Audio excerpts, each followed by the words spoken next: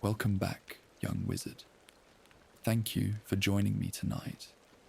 I'm so glad you've chosen to spend this peaceful evening with me, settling into comfort as we journey together through something truly magical.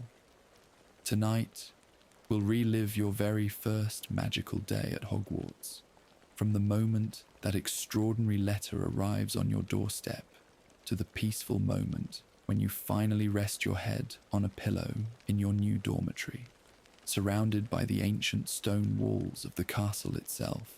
This is a story designed to carry you gently through the hours, wave after wave of calm wonder and peaceful discovery. So find your most comfortable position now, perhaps propped against soft pillows or curled beneath your favorite blanket. Let your breathing slow and deepen. Allow the outside world to fade away, because tonight you're somewhere else entirely. You're stepping into a world where magic is real, where owls carry messages, where wands choose their wizards, and where an ancient castle waits to welcome you home. Close your eyes if you'd like, or let them rest softly on a distant point.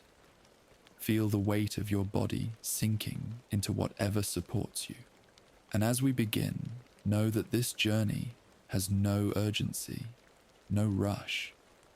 We'll take our time exploring every peaceful moment, every gentle detail of this extraordinary day that will change your life forever. The morning begins in that soft, hazy space between sleeping and waking, where the world feels wrapped in cotton wool and anything seems possible. You're still nestled deep in your bed, the covers pulled up to your chin, and the early summer air drifts through your slightly open window, carrying with it the scent of freshly cut grass and blooming roses from the garden below. It's your 11th birthday, though you haven't quite remembered that yet, still suspended in that dreamy state where thoughts move slowly like honey. The house around you is completely silent. Your family hasn't woken yet. There's something magical about being the only conscious person in a sleeping house, isn't there? The stillness feels almost sacred, as if the world is holding its breath, waiting for something important to happen. You can hear the distant chirping of early birds greeting the dawn, and somewhere far away, a car passes on the main road, its sound muffled by distance and morning air. That's when you become aware of a sound that doesn't quite fit the peaceful pattern of the morning. A gentle tapping, rhythmic and patient, coming from somewhere near your window. At first, you try to ignore it, burrowing deeper into your pillow and hoping whatever it is will simply go away. But the tapping continues, steady and unhurried, as if the creature making it has all the time in the world, an absolute confidence that you'll eventually respond. Curiosity finally overcomes your desire to stay cocooned in warmth. You push back the covers and swing your legs out of bed, your bare feet touching the cool wooden floor.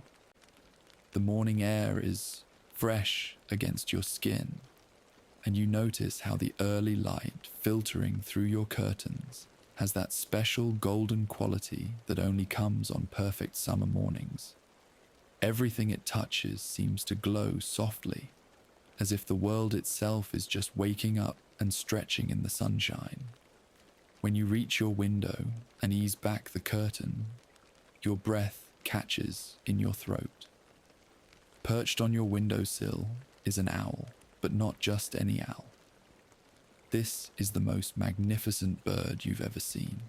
It's large, much larger than you expected an owl to be, with feathers in shades of tawny brown and cream that seem to shimmer in the morning light. But it's the owl's eyes that truly capture your attention. They're a deep amber color, intelligent and knowing. And when the bird looks at you, really looks at you, you have the strangest feeling that it sees more than just a sleepy child in rumpled pajamas. In its beak, The owl holds an envelope. Not a regular envelope like the ones your birthday cards usually arrive in, but something altogether more interesting. It's made of thick, yellowish parchment that looks old and important, and it's sealed with dark red wax that bears an elaborate crest. Even from behind the glass, you can make out the shapes pressed into that seal. A lion, an eagle, a badger, and a snake, all surrounding a large letter, H. Your hands tremble slightly as you unlatch your window and ease it open. The owl steps inside with remarkable grace, its talons clicking softly against the wood of your windowsill. This close, you can see every detail of its plumage, each feather perfectly arranged, and you can feel the warmth radiating from its body. There's something deeply reassuring about the bird's presence, as if it's a messenger from somewhere safe and wonderful.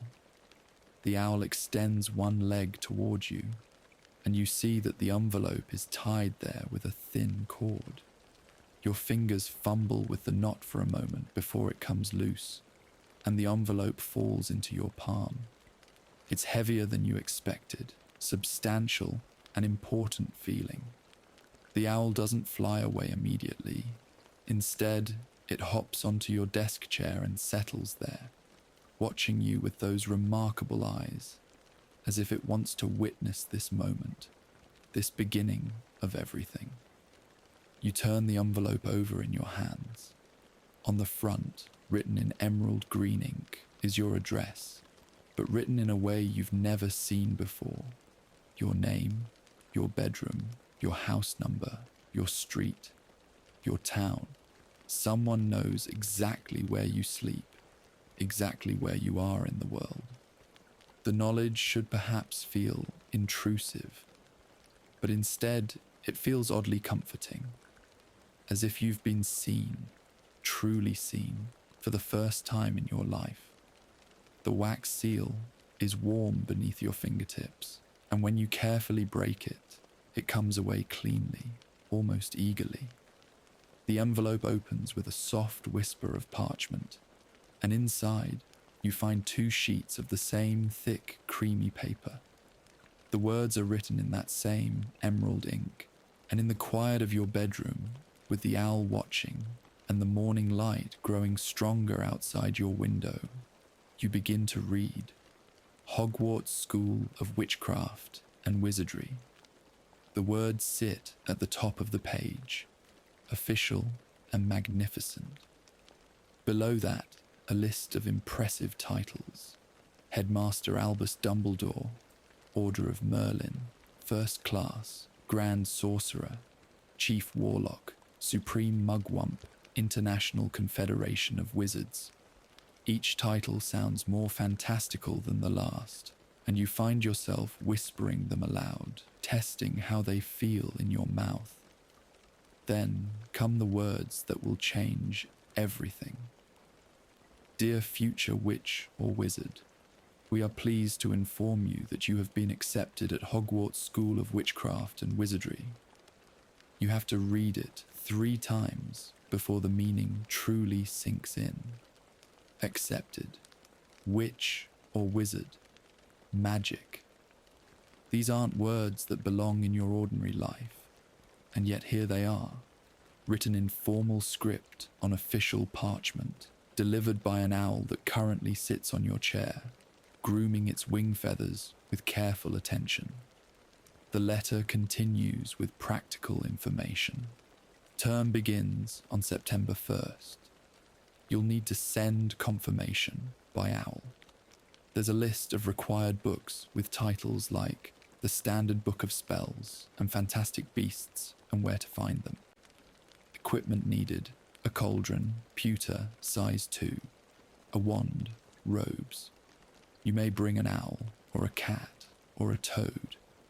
The casual way the letter mentions these impossibilities, as if cauldrons and wands are as ordinary as pencils and notebooks, makes your head spin with wonder. You sit down heavily on the edge of your bed, still holding the letter, and try to process what this means. All those strange things that have happened to you over the years suddenly make sense. The time you accidentally made glass disappear when you were angry. The way you sometimes knew things before they happened. That morning, you woke up on the roof with no memory of how you got there, having dreamed of flying. You'd always known, somewhere deep inside, that you were different, but you never imagined anything like this. Magic is real, and you're part of it. The owl gives a soft, melodious hoot, and when you look up, it's watching you with what can only be described as approval. There's wisdom in those amber eyes, and patience, and something that might be kindness. You get the distinct impression that this owl has delivered many letters just like yours, has seen many young witches and wizards sitting exactly where you're sitting now, holding parchment in trembling hands and feeling their entire world expand in the space of a few heartbeats. This is really happening, you whisper to the owl. Your voice sounds small in the quiet room, awed and uncertain and thrilled all at once. The owl bobs its head once, a clear and deliberate gesture, then spreads its magnificent wings. For a moment, your small bedroom is filled with the whisper of feathers and the stirring of air, and you can feel the power in those wings, the strength that carried this bird to your window from wherever magical owls come from. It circles once near your ceiling, gives you what you're certain is a dignified nod, then glides out through your open window and disappears into the brightening sky. You're left alone with the most important letter you'll ever receive, sitting in the golden morning light of your 11th birthday, and feeling as if the world has just cracked open like an egg to reveal something infinitely more beautiful and strange inside. From downstairs, you hear the first sounds of your family waking. Soon there will be questions and explanations, and probably a fair amount of disbelief. But for now, you sit quietly, reading your Hogwarts letter one more time, and letting yourself believe in magic. The next few weeks pass in a blur of revelation and adjustment. 3 days after your birthday, a stern-looking woman appears at your front door. She's wearing dark green robes and a pointed hat, and she introduces herself as Professor Minerva McGonagall, Deputy Headmistress of Hogwarts. Your parents, understandably, are skeptical at first. They exchange worried glances, the kind that say, "Is this some kind of joke?" and "Should we be concerned?" But Professor McGonagall has a way of commanding respect, even when she's doing something as absurd as explaining that magic exists and their child is a witch or wizard. She speaks with such calm authority, such complete confidence in what she's saying, that doubt begins to crumble almost immediately. And when she demonstrates her point by transforming your kitchen table into a pig and then back again, all skepticism evaporates in an instant. The pig is quite real. It snuffles around the kitchen for a few moments, looking confused, before Professor McGonagall taps it once more with her wand, and it becomes a table again, exactly as it was before, right down to the ring left by this morning's coffee mug. Your mother sits down heavily.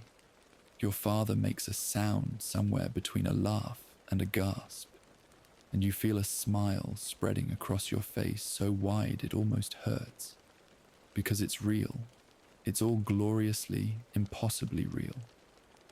Professor McGonagall explains the wizarding world in calm, measured tones as she sits in your living room, somehow making the extraordinary sound perfectly reasonable. There's an entire magical society existing alongside the non-magical one, hidden but parallel, with its own government and laws and customs. There are magical schools, magical hospitals, magical shops. And you've been part of this world all along, you just didn't know it yet. She answers your parents' questions with patience, addressing their concerns about safety and education, and what all this means for your future. Before she leaves, she gives you detailed instructions for reaching Diagon Alley, the hidden street in London where you can purchase everything you'll need for school. She also hands your parents a small leather pouch that jingles when it moves. And when you peek inside later, you see the most unusual coins. Large golden ones stamped with strange symbols, silver coins about the size of bottle caps, and small bronze ones that feel warm to the touch. Galleons, sickles, and moots, Professor McGonagall explained. The currency of the magical world. The bank will exchange your money, she tells your parents. Gringotts Wizarding Bank in Diagon Alley. The goblins will assist you. Then, with one more transformation, turning your extremely surprised cat briefly into a teacup before changing it back, she's gone, disappearing with a soft crack that makes the air shiver, leaving your family sitting in stunned silence in a living room that will never feel quite ordinary again. The days that follow are full of preparation and growing excitement. You read your Hogwarts letter so many times you could recite it from memory. You lie in bed at night, imagining what the castle looks like, what spells you'll learn, whether you'll be any good at magic or if everyone else will somehow be better at it than you. You wonder what house you'll be sorted into. The letter didn't explain much about that, but it mentioned houses, and you find yourself dreaming about ancient halls and moving staircases and rooms full of books that tell you their secrets. Finally, on a warm morning in mid-August, you and your family board a train to London. The journey feels both impossibly long and too short at the same time. You press your face to the window, watching the countryside roll by, thinking about how different the return journey will be. The next time you travel this route, you'll be a student at a school of magic. You'll own a wand, you'll know spells. The person coming home will be fundamentally different from the person leaving, and the thought is both thrilling and slightly terrifying. London is busy and loud and overwhelming, full of people hurrying in every direction, none of them aware that magic exists just beneath the surface of their ordinary world. Your parents follow Professor McGonagall's instructions, leading you through crowded streets until you find yourself standing in front of a dingy-looking pub, squeezed between a bookshop and a record store. The Leaky Cauldron, according to the faded sign hanging above the door. The strange thing is how people seem to avoid it. Not deliberately, exactly, but their eyes slide past it as if the building isn't quite there. Pedestrians walk by without giving it a second glance, even though the architecture is noticeably different from the shops on either side. It's as if the pub exists in a slightly different version of reality, visible only to those who know how to see it. When you push open the door, the outside noise cuts off abruptly, replaced by the warm hum of conversation and the crackling of a fire. The interior is everything you could have hoped for. Low-beamed ceilings blackened with centuries of smoke, dark wooden tables worn smooth by countless elbows, windows of thick glass that make the outside world look watery and distant. The air smells of wood smoke and something cooking, rich and savory, and underneath that, a scent you're beginning to recognize as magic itself. Something like electricity and honey and old parchment all mixed together. The pub is moderately busy even at this mid-morning hour. A witch in crimson robes sits in the corner reading a newspaper, and you catch a glimpse of the photographs moving on the page, gesturing and changing expressions. A wizard at the bar is deep in conversation with what you're almost certain is a goblin, a small, clever-faced creature with long fingers and shrewd eyes. Two young wizards, probably teenagers, are playing a game with cards that occasionally burst into flame, though neither player seems concerned. The innkeeper, a wizened man with kind eyes and very few teeth, looks up as you enter. His face breaks into a welcoming smile that makes you feel immediately at ease, as if you've been coming to this pub your whole life instead of stepping into it for the very first time. "First time to Diagon Alley?" he asks, and his voice is warm and knowing. You nod, not trusting yourself to speak. Everything feels so momentous, so important, and words seem inadequate to express the mixture of excitement and nervousness churning in your stomach. "Don't you worry," he says kindly. "Everyone's nervous their first time. I'm Tom, and I've been keeping this place for more years than I care to count. You just let me know if you need anything at all." He glances at your parents, who are taking in the pub with expressions of barely concealed amazement. "Would you like me to show you through to the alley? First time's always easier with a guide." You accept gratefully, and Tom leads you through the pub, past tables where witches and wizards pause in their conversations to offer friendly nods and welcoming smiles. There's a sense of community here, of belonging, that makes something in your chest loosen and warm. This is your world now. These are your people. The back courtyard is small and enclosed by brick walls, with a few scraggly plants growing in terracotta pots. It looks like a dead end, just another forgotten corner of old London, until Tom pulls out a wooden wand from his apron pocket and approaches the brick wall with the confidence of someone who's done this thousands of times. "Now then," he says, clearly enjoying his role as guide. "3 up, 2 across." He taps specific bricks with the tip of his wand, and you watch in absolute wonder as the wall begins to transform. The bricks don't simply slide open, they fold back on themselves, rotating and shifting and rearranging like a 3-dimensional puzzle solving itself before your eyes. The movement is smooth and somehow organic, as if the wall is alive and knows exactly what shape it needs to become. Within seconds, a tall archway has formed, opening onto a cobbled street that definitely wasn't there a moment ago. "Welcome to Diagon Alley," Tom says, stepping aside so you can see. The sight that greets you is more wonderful than anything you could have imagined. The street stretches ahead, curving gently so you can't see where it ends, lined with shops that look like they've grown organically from someone's wildest dreams. The buildings lean at impossible angles, their windows filled with displays that make your eyes widen. Stacks of spell books, cauldrons of every size, owls preening in their cages, robes in every color imaginable. The cobblestones beneath your feet are worn smooth by centuries of magical feet, and everywhere you look, there's something new and extraordinary to see. Witches and wizards fill the street, moving with the comfortable ease of people in their natural element.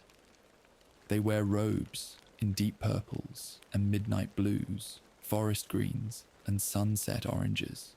Some robes are plain and practical, while others shimmer with enchantments that make patterns shift and flow across the fabric like water. Children around your age walk alongside their parents, some pulling new cauldrons in carts, others clutching cages with owls or cats inside. Everyone looks purposeful and content, as if shopping for magical school supplies is the most natural thing in the world. And perhaps it is. Perhaps this normalcy is what strikes you most forcefully. To these people, magic isn't strange or impossible. It's simply life. And now, it's your life too. Your parents stand on either side of you, and you can feel their wonder matching your own. For a moment, the three of you just stand there, taking it all in, letting the reality of this impossible place settle over you like a warm blanket. Then, with Professor McGonagall's instructions fresh in your mind and the leather pouch of magical money in your pocket, you take your first steps into Diagon Alley, into your new life, into magic itself. The morning air in Diagon Alley carries scents you've never experienced before. Fresh parchment from the bookshop, metallic tang from what must be the cauldron store, something sweet and cold wafting from a shop called Florian Fortescue's Ice Cream Parlour, and underneath it all, that distinctive smell of magic that makes your skin tingle with possibility. You walk slowly, trying to absorb every detail, knowing that years from now you'll want to remember this exact feeling, the first moment you truly belonged to the wizarding world. The shops are even more incredible up close. Quality Quidditch Supplies has a window display that makes you stop in your tracks. Broomsticks hover and occasionally zoom in small circles, as if impatient to be ridden. One particular broom, labelled Nimbus 2001, gleams with such obvious quality that even not knowing anything about flying, you can tell it's something special. Below the brooms, cases display what must be Quidditch equipment, golden balls with tiny wings that flutter and dart around their containment, bright red balls that bounce gently against the glass, and in a heavily reinforced case, 2 black balls that occasionally shudder as if trying to break free and cause mischief. Flourish and Blots, the bookshop, has windows that overflow with books that seem to have personalities. Some wave their covers invitingly. Others appear to be sleeping. One particularly large volume rattles its chains angrily whenever someone walks too close.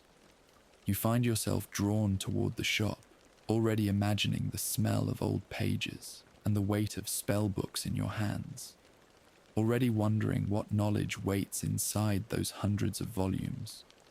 But your first stop needs to be Gringotts, according to Professor McGonagall's instructions. The bank stands at the end of the street, taller than the other buildings, built of white stone that seems to glow faintly in the sunlight. As you get closer, you can see that the entrance is flanked by 2 figures in scarlet and gold uniforms, and with a little shock of recognition, you realize they're goblins. They stand at attention, holding what look like ceremonial spears, their intelligent faces watchful and serious. Above the main doors, set into the stone, are words that send a shiver down your spine.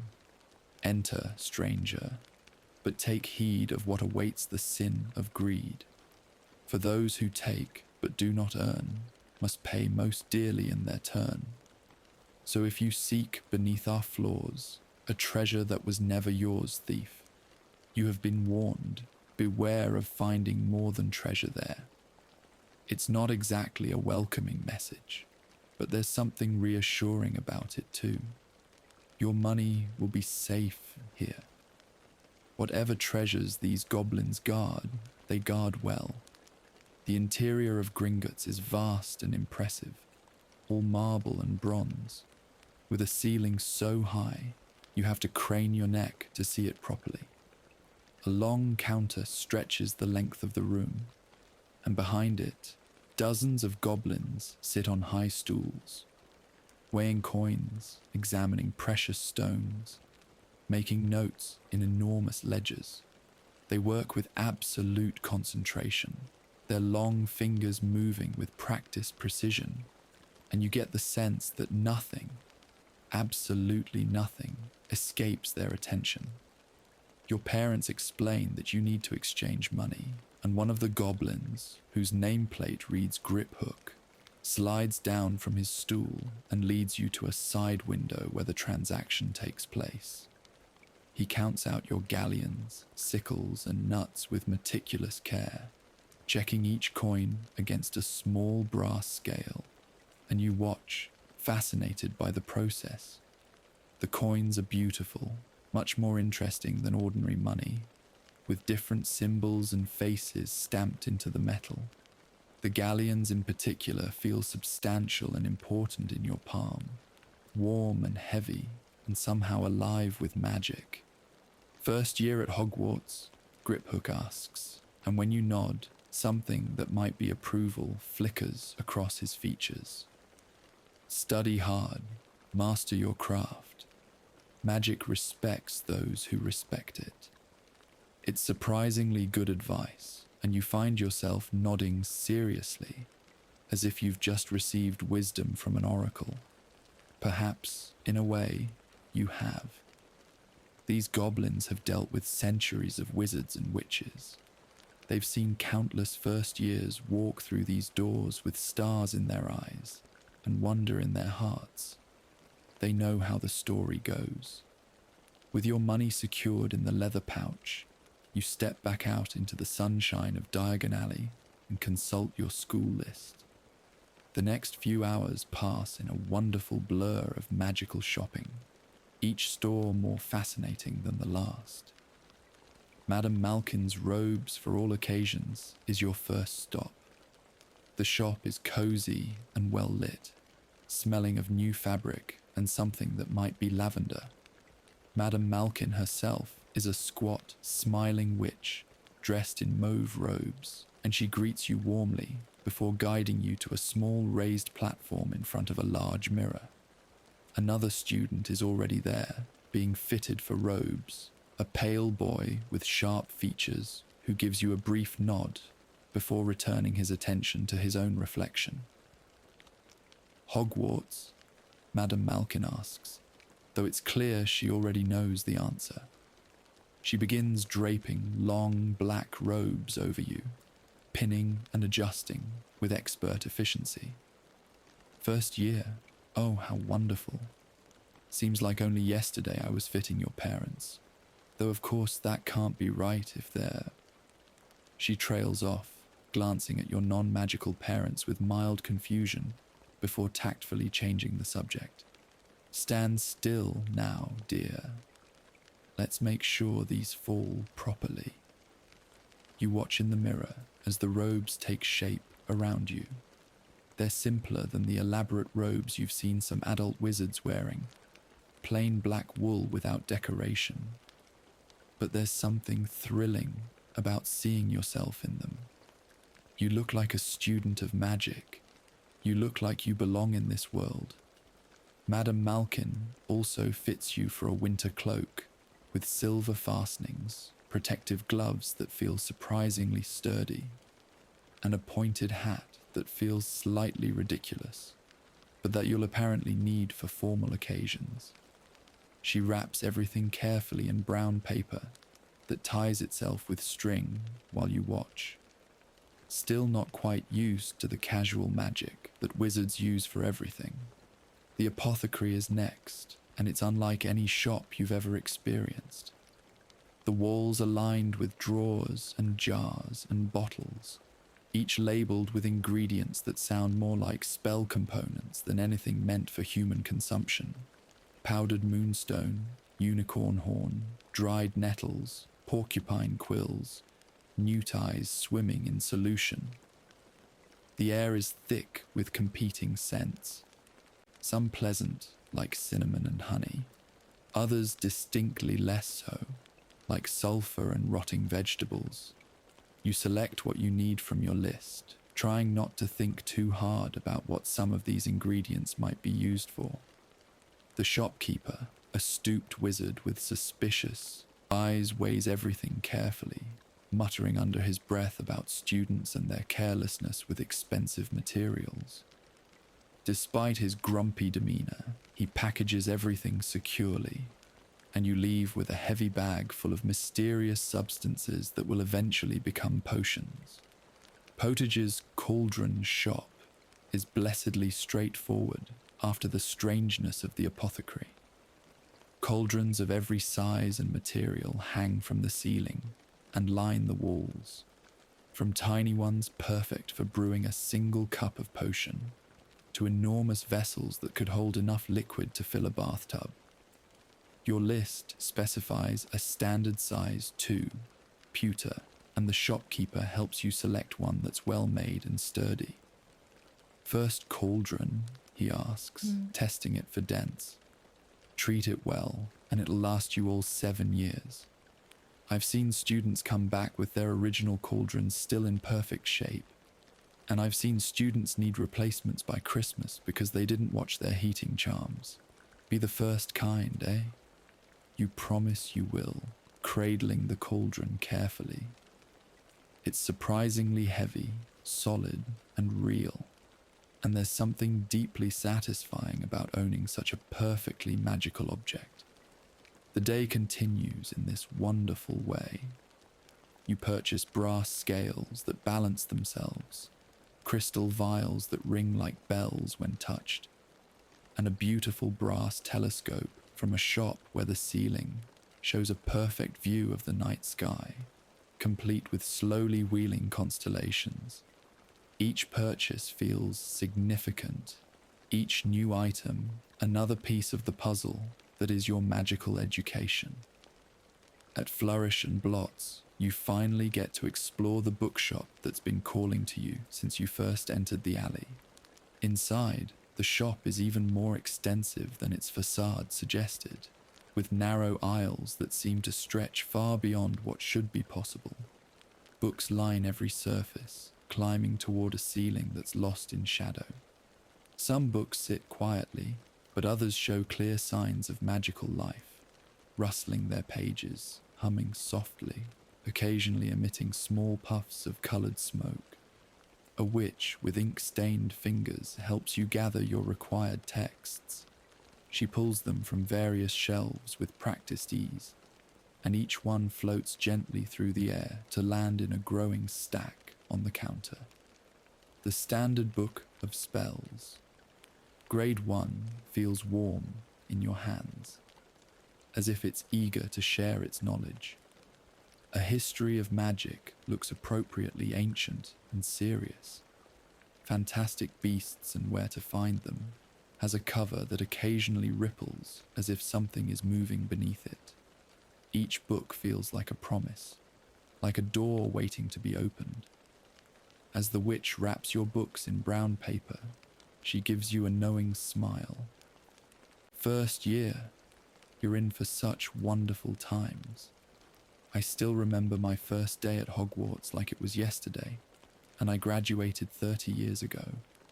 You'll love it there. Everyone does. Her words settle over you like a blessing, easing some of the nervousness that's been humming beneath your excitement. If she loved it, if everyone loves it, surely you will too. By now, the afternoon is wearing on, and your arms are full of packages. Your parents have been remarkably patient, watching you navigate this strange new world, asking occasional questions, marveling at the casual impossibilities around them. But there's one more shop you need to visit, the one you've been both eagerly anticipating and slightly dreading. Ollivanders, where you'll choose your wand. Or rather, where your wand will choose you. The shop is narrow and shabby looking, wedged between a shop selling strange herbs and another offering exotic pets. The front window displays a single wand on a faded purple cushion, and above the door, peeling gold letters spell out, Ollivanders, makers of fine wands since 382 BC. The door is dark wood, worn smooth by countless hands, and when you push it open, a bell gives a soft, silvery tinkle that seems to resonate in your chest. The interior is small and packed floor to ceiling with narrow boxes, thousands upon thousands of them, each containing a wand waiting for its proper match. The shop seems much larger inside than it should be, the boxes stretching back into shadows that don't quite make sense geometrically. Dust motes dance in the shafts of afternoon light, filtering through the grimy windows, and the air feels thick with magic. Not the casual, everyday magic of the street outside, but something older and more profound. You can feel it with every breath, a tingling sensation that raises the hairs on your arms and makes your heart beat faster. Good afternoon. The voice comes from the shadows at the back of the shop, soft and knowing, and a moment later, a figure emerges. Ollivander is older than you expected, with wild white hair that sticks up at odd angles and pale eyes that seem to look through you to something deeper. He moves with quiet grace despite his age, his long fingers trailing along the boxes as he approaches, as if reading something in them that only he can understand. "I wondered when I'd see you," he says, "though you're certain he's never met you before." Yes, I thought you'd be along soon." There's something unsettling about his certainty, but also something deeply reassuring. This is a man who knows wands the way fish know water, and he'll find the right one for you, even if it takes all evening. "Well, now, let's see."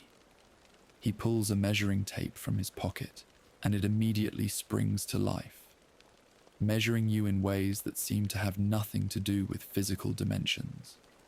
It measures the length of your arm from shoulder to fingertip, then from fingertip to nose, then the width of your shoulders, the circumference of your head, the distance between your eyes, even the length from your knee to your armpit.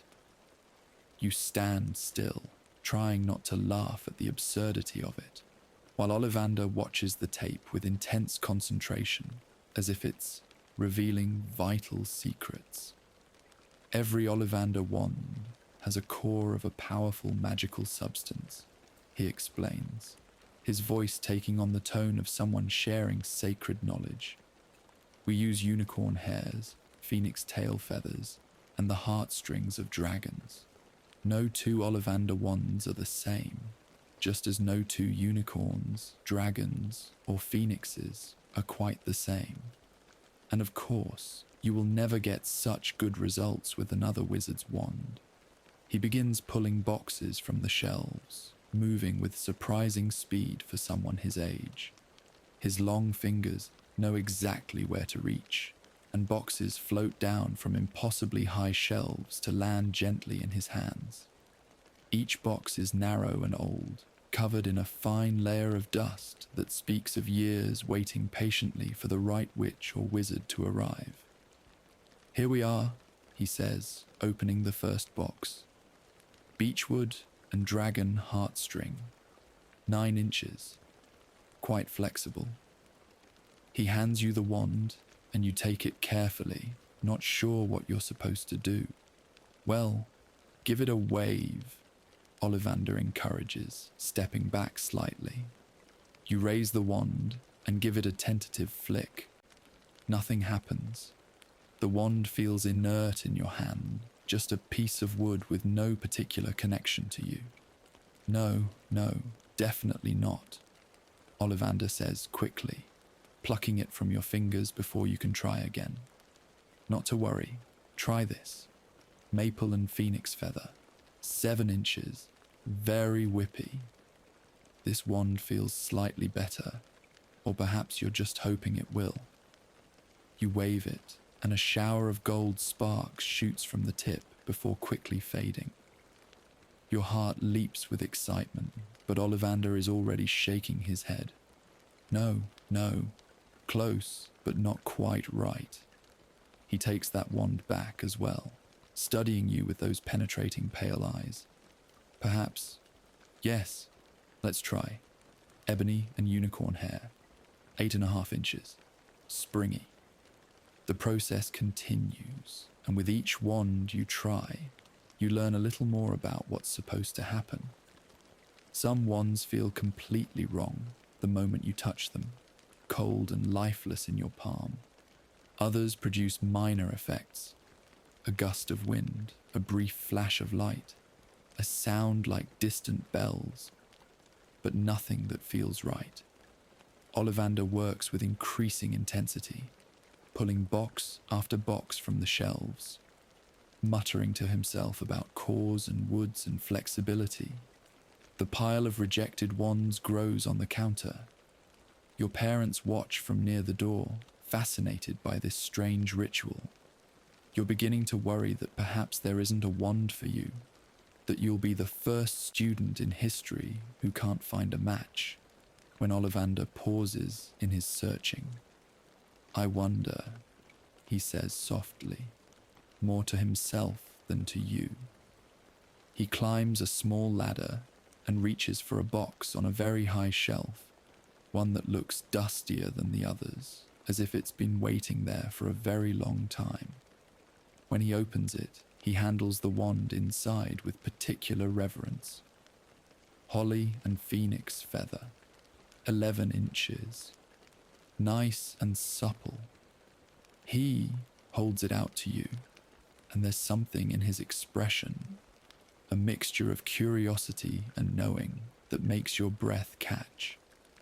The moment your fingers close around the wand, everything changes.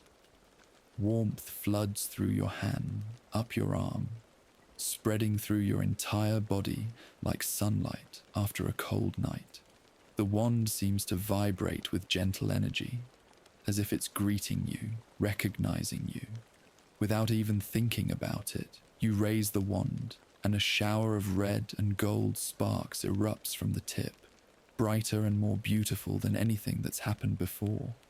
The sparks dance through the dusty air, painting patterns of light that fade slowly, leaving traces on your vision. "Oh, bravo!" Ollivander claps his hands together, his pale eyes shining.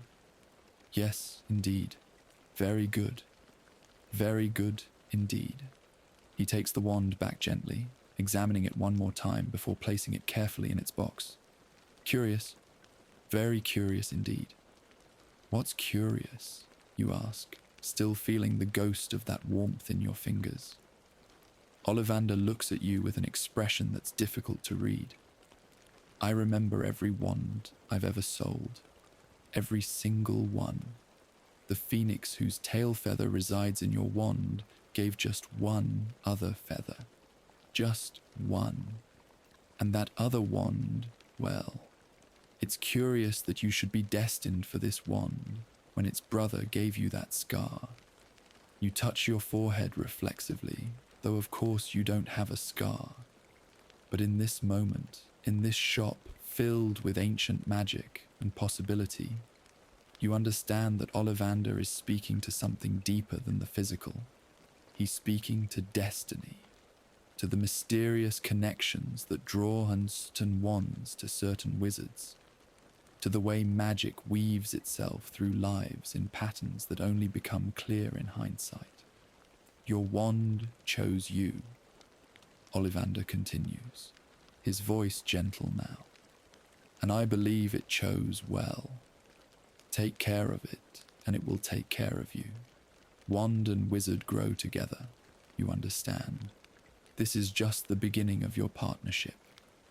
You pay for the wand, 7 galleons, which seems both expensive and impossibly cheap for something so important, and leave the shop in a daze, cradling the box as if it contains something infinitely precious. Which, of course, it does. This isn't just a tool, it's your wand. The first piece of magic that's truly yours. The afternoon is growing late by the time you finish your shopping.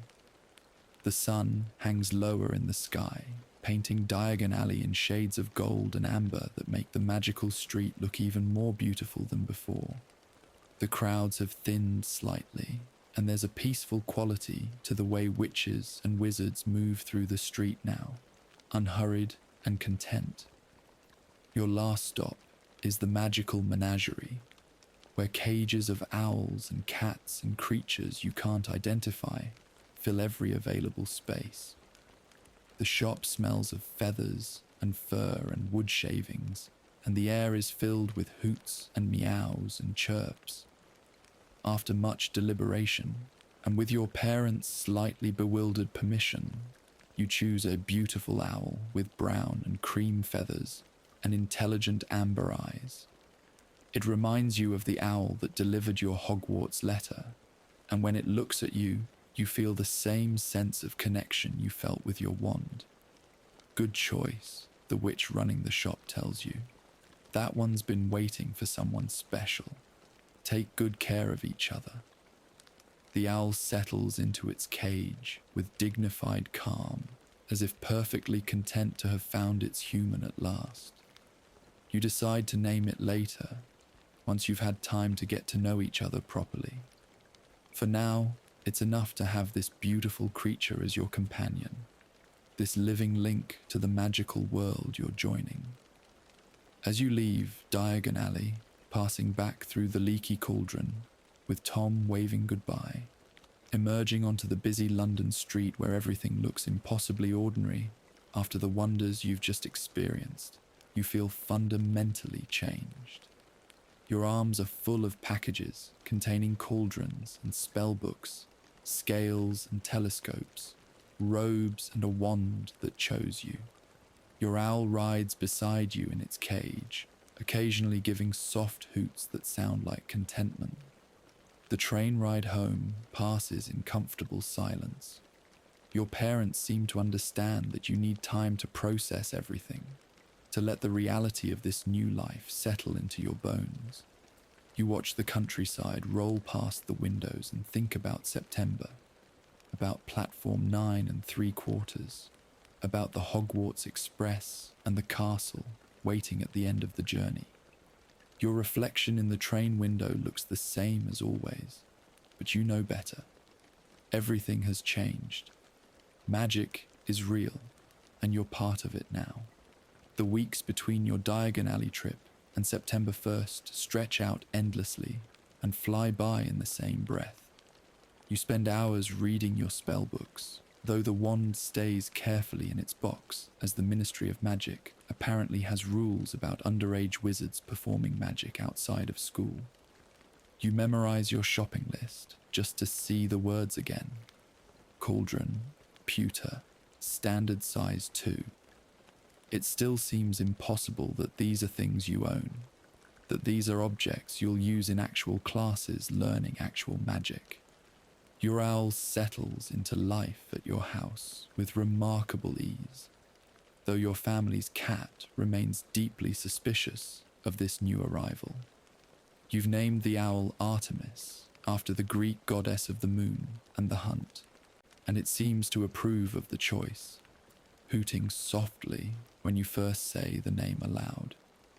Sometimes at night, Artemis flies through your open window and returns at dawn with mice or small birds, which is simultaneously impressive and slightly horrifying until you get used to the ways of owls.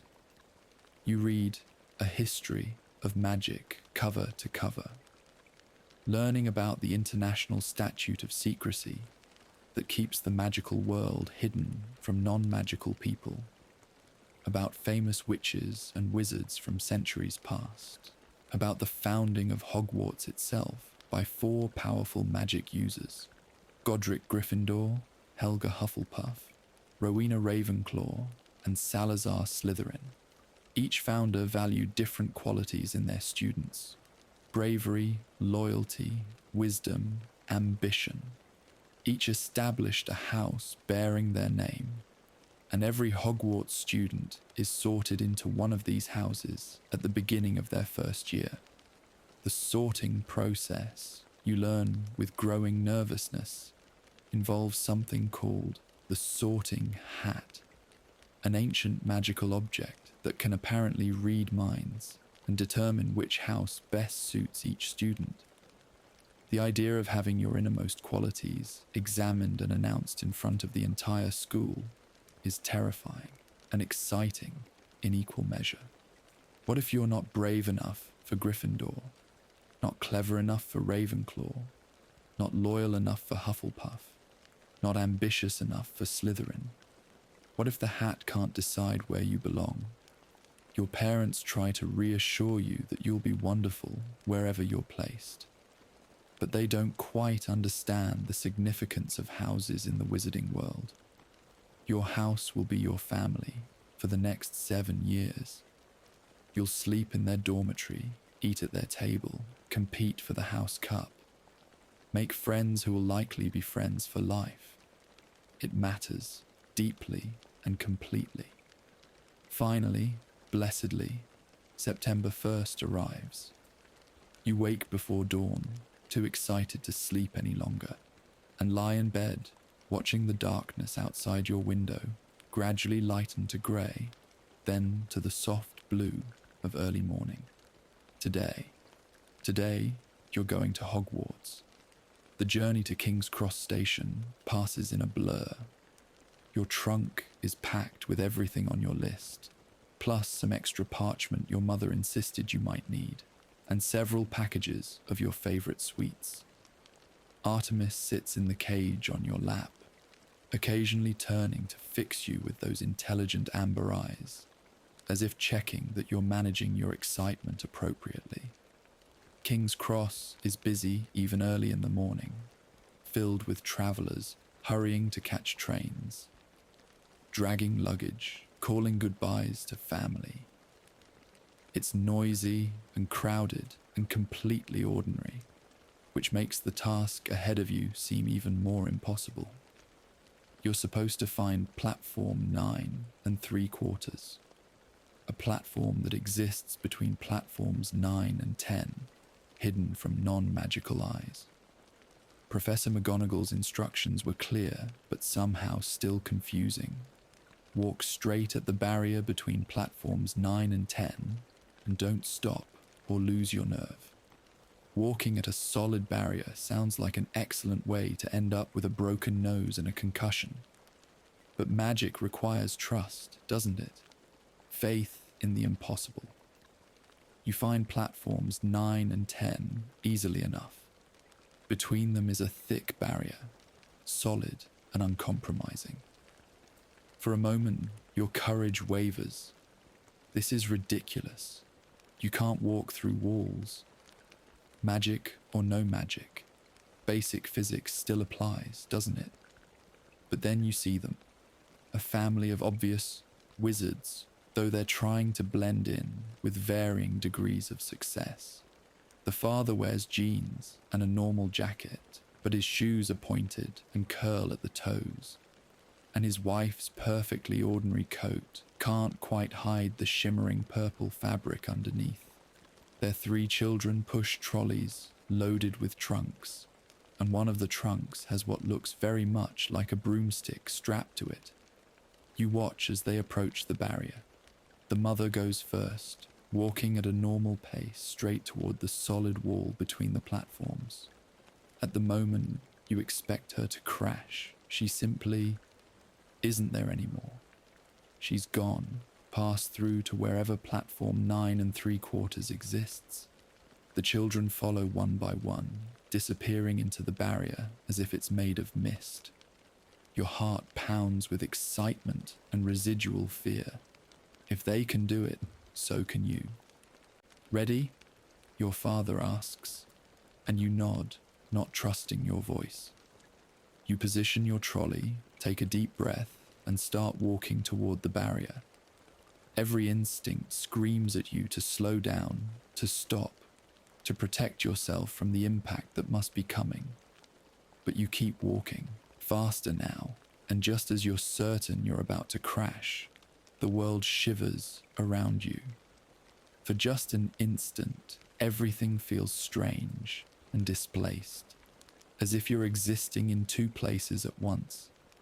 Then the feeling passes, and you're standing on a completely different platform under a completely different sign, platform 9 3/4. The scarlet steam engine before you is the most beautiful thing you've ever seen. The Hogwarts Express sits gleaming in the morning light, smoke already rising from its chimney, ready to carry you to your new life. The platform is crowded with students and families, owls hooting, cats meowing, parents giving last-minute advice and hugs. There's a palpable sense of excitement in the air, of anticipation and joy. Your parents emerge through the barrier behind you, looking slightly pale but excited. They help you load your trunk into the luggage compartment, and then there's nothing left to do but say goodbye. Your mother hugs you tightly, and you feel her trying not to cry. Your father's hug is just as tight, and he whispers, "We're so proud of you. Have the most amazing time." "Write to us," your mother adds, "with your owl, Artemis. Still can't quite believe we're saying these things, but write to us. Tell us everything. You promise you will, and then it's time to board." The train whistle sounds, a long, clear note that seems to resonate in your chest. You climb aboard, finding an empty compartment near the middle of the train, and immediately go to the window. Your parents stand on the platform, waving, and you wave back, trying to memorize this moment. The last time you'll see them as an ordinary person before magic fully claims you. The train begins to move, slowly at first, then gathering speed. The platform slides past, then the station, then London itself, begins to fall away. You watch until you can't see your parents anymore, until the city gives way to suburbs and then to countryside, fields rolling past in shades of green and gold under the September sun. The compartment door slides open, and a girl with bushy brown hair and a friendly face pokes her head in. "Mind if I sit here? Everywhere else is pretty full." "Of course," you say, gesturing to the seats across from you. She introduces herself as a first year too, and within minutes you're deep in conversation about your Diagon Alley experiences, comparing wand types and discussing what houses you might be sorted into. Her enthusiasm is infectious, and talking to her eases some of your nervousness. If other first years are as friendly as she is, maybe Hogwarts won't be as intimidating as you've feared. The door opens again, and two boys peer in. "Can we sit here? Everything else is full." Soon, your compartment is filled with first years, all nervous and excited in equal measure, all clutching their wands and spell books, all wondering what awaits them at the castle. You share the sweets your mother packed, and someone produces a chocolate frog that actually leaps around the compartment until you catch it. Inside the wrapper is a card with a moving portrait of Albus Dumbledore, who winks at you before the card is passed around for everyone to admire. The morning wears into afternoon, and the countryside rolling past the windows grows increasingly wild and beautiful.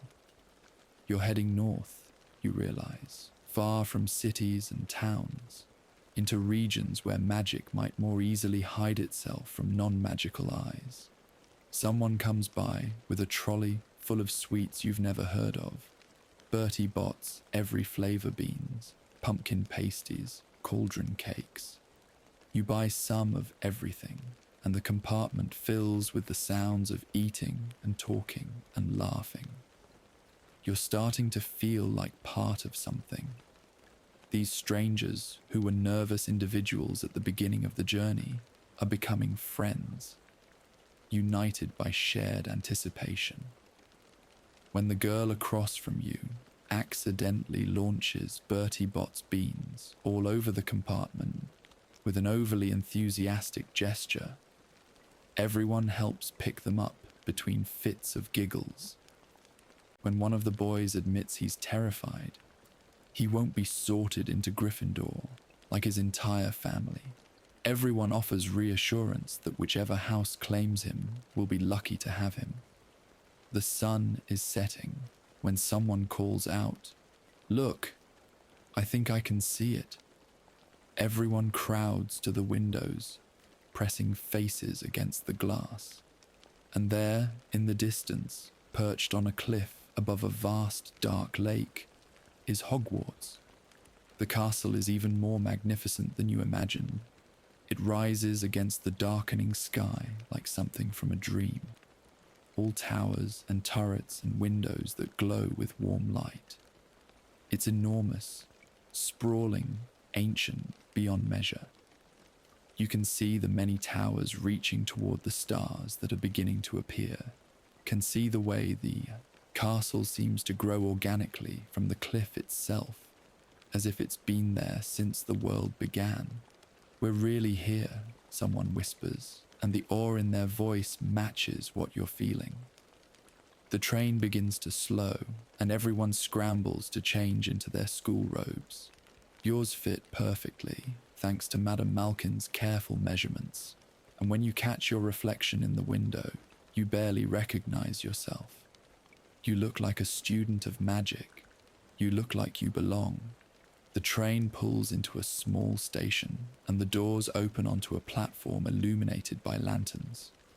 The evening air is cool and fresh, carrying the scent of pine trees and lake water. A voice booms over the excited chatter of students. First years over here." The voice belongs to the largest man you've ever seen. He's at least twice as tall as a normal person and about 5 times as wide, with a wild tangle of hair and beard that makes it hard to see much of his face, except for his eyes, which are kind and crinkly at the corners. "Come on, follow me. Any more first years? Mind your step now. First years this way." You follow him down a steep, narrow path that winds between trees. It's dark now, properly dark, and the path is lit only by the lantern the giant man carries. You can hear water nearby, gentle waves lapping against a shore, and then you emerge from the trees and gasp. The lake stretches before you, vast and black as ink, and in the middle of it, reflected perfectly in the still water, is Hogwarts. The castle lights shimmer on the lake's surface, doubling the magic, making the whole scene look like something painted by an artist who believed in wonder. The castle itself rises above, closer now, even more impressive than your first glimpse from the train. You can see the individual windows, the way light spills from them in golden rectangles, can see the highest towers disappearing into the night sky. "No more than 4 to a boat," the giant man calls, and you realize that boats are waiting at the water's edge. Small wooden boats with lanterns hanging from their prows, bobbing gently on the dark water. You climb into a boat with 3 other first years, all of you moving carefully, uncertain of the boat's stability. But as soon as 4 students are seated, the boat begins moving on its own, gliding smoothly across the glassy surface of the lake. There's no sound except the gentle splash of water against the hull and the quiet breathing of the students around you. Everyone is too awed to speak. The castle grows larger and larger as you approach, until it fills your entire field of vision. You crane your neck back to see the highest towers, and the sense of scale is overwhelming. This place is ancient and powerful, steeped in centuries of magic, and you're about to become part of its story. The boats carry you into a dark tunnel that seems to run beneath the castle, and then you're pulling up to an underground harbour carved from smooth stone. Everyone climbs out onto a landing, and the giant man counts heads to make sure no one's been lost to the lake. Then he leads you up a flight of stone steps and through a massive oak door that swings open at his knock. You find yourself in an entrance hall so large you could fit your entire house inside it. The stone walls are lit with flaming torches, the ceiling so high it's lost in shadow. A magnificent marble staircase faces you, leading to upper floors, and you can hear the buzz of hundreds of voices from a doorway to the right. The rest of the school must be in there, waiting. A stern-looking witch in emerald robes is waiting at the top of the stone steps. You recognize her immediately. Professor McGonagall, who visited your house and transformed your kitchen table into a pig. She looks just as formidable now, though her eyes soften slightly as she surveys the group of nervous first years before her. "Welcome to Hogwarts," she says, her voice clear and commanding. "The start of term banquet will begin shortly, but before you take your seats in the Great Hall, you will be sorted into your houses. The sorting is a very important ceremony, because while you are here, your house will be something like your family within Hogwarts. You will have classes with the rest of your house, sleep in your house dormitory, and spend free time in your house common room." She continues explaining about the 4 houses, about the House Cup, about how achievements will earn points and rule breaking will lose points. You try to listen carefully, but your heart is pounding so hard it's difficult to concentrate. This is it. In a few minutes, you'll be sorted. In a few minutes, you'll know where you belong. "I shall return when we are ready for you," Professor McGonagall says. "Please wait quietly." She disappears through a doorway, and immediately the first years begin whispering nervously. Someone asks if the sorting hurts. Someone else mentions something about a test. A boy near the front looks like he might be sick. You take deep breaths, trying to calm yourself, but the waiting is almost worse than the event itself. Then, without warning, the door opens again, and Professor McGonagall is back. "Form a line," she instructs, "and follow me." You fall into line with the other first years, and Professor McGonagall leads you toward the door to the Great Hall. The voices inside grow louder as you approach, hundreds of students talking and laughing. Your mouth is dry, your hands are trembling slightly. This is really happening. The doors to the Great Hall swing open, and you step through into wonder. The hall is more magnificent than anything you could have imagined. 4 long tables run the length of the room, 1 for each house, all filled with students who turn to watch as the first years enter. But it's the ceiling that steals your breath. Instead of stone or wood, you're looking at the night sky itself. Stars glitter in an expanse of deep blue-black, and you can see wisps of cloud drifting across the heavens. It takes you a moment to remember that this is a ceiling, that you're inside, that this is an enchantment. But what an enchantment it is. At the far end of the hall, raised on a platform, is another table where the teachers sit. You spot Professor McGonagall taking her place there, and in the center, in a throne-like chair, sits an elderly wizard with a long silver beard and half-moon spectacles. Dumbledore, the headmaster. Even from here, you can sense the power and warmth radiating from him. Professor McGonagall carries a 4-legged stool to the front of the hall and places it before the first years. On the stool, she places a pointed wizard's hat. It's patched and frayed and extremely dirty, and for a moment you wonder what possible use this hat could be. Then the hat twitches. A rip near the brim opens like a mouth, and the hat begins to sing. Its song is about the 4 houses, about the qualities each founder valued, about how it will look inside your mind and determine where you belong. The song is clever and slightly funny, and by the time it finishes, you're marginally less terrified. If the hat is singing comedic songs, how bad can this process be? Professor McGonagall now holds a long roll of parchment. "When I call your name, you will put on the hat and sit on the stool to be sorted," she announces. Then she begins reading names in alphabetical order. The first student stumbles forward, sits on the stool, and Professor McGonagall places the hat on their head. There's a moment of silence, then the hat shouts, "Hufflepuff!"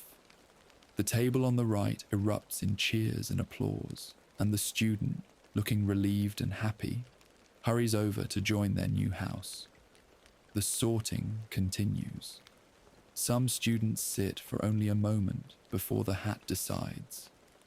Others take longer, the hat seeming to deliberate, considering options. Each time the hat shouts a house name, that table erupts in celebration, welcoming their new member. Your name is called, and your legs feel like water as you walk to the front of the hall. Every eye in the room is on you. Hundreds and hundreds of students watching, waiting to see where you'll be placed.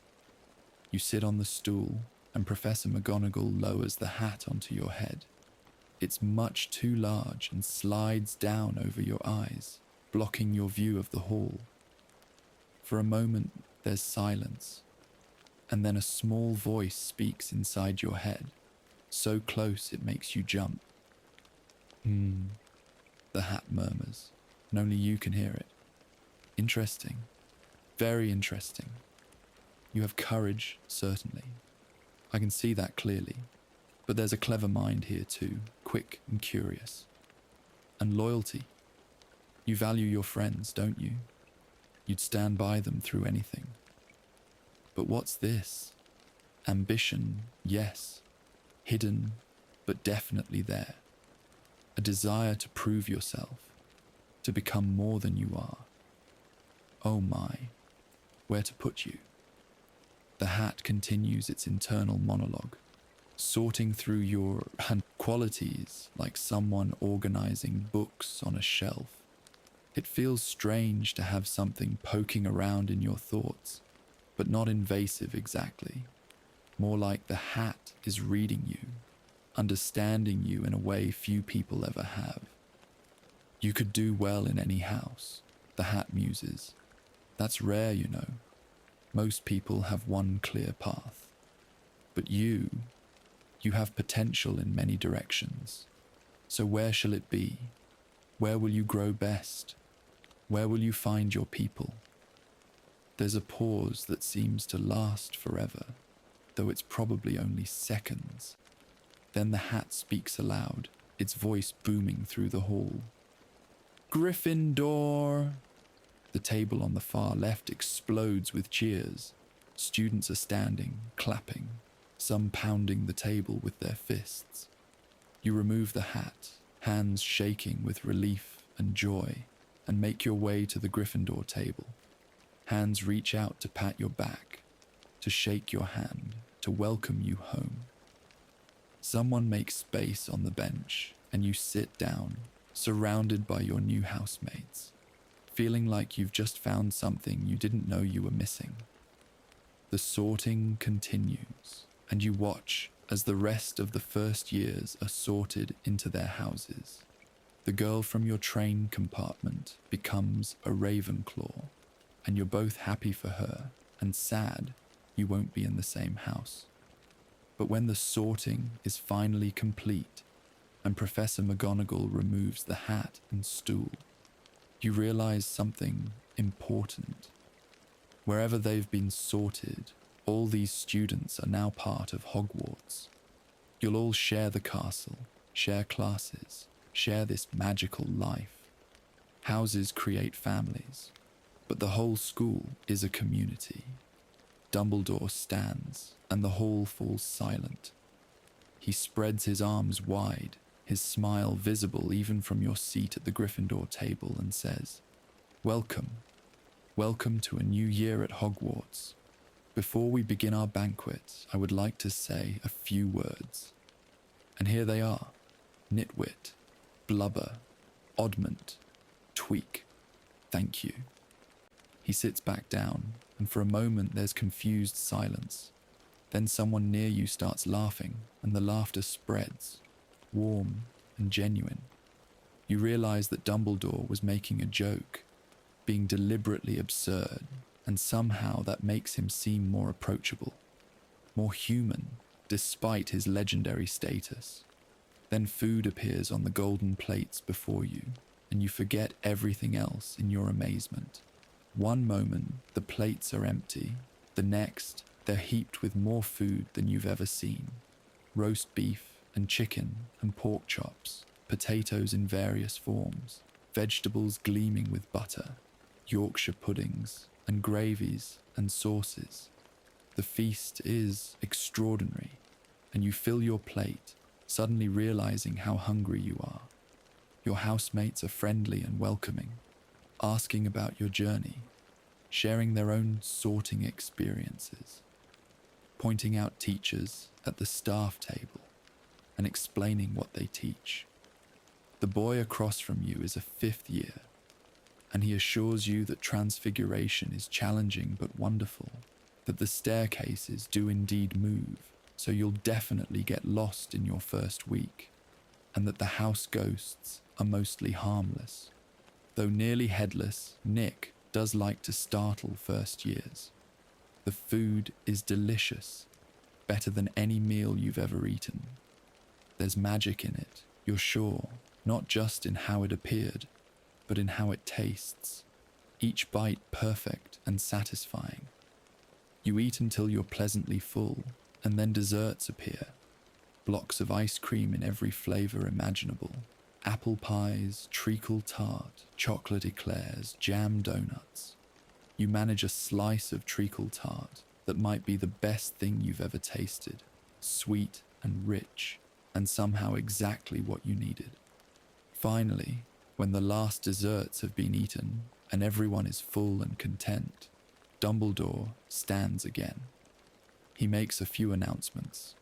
The forest on the grounds is forbidden to students. Anyone wishing to try out for their house. Quidditch team should speak to their head of house. A new caretaker named Mr. Filch has asked that students remember the list of forbidden objects now numbers 437 items.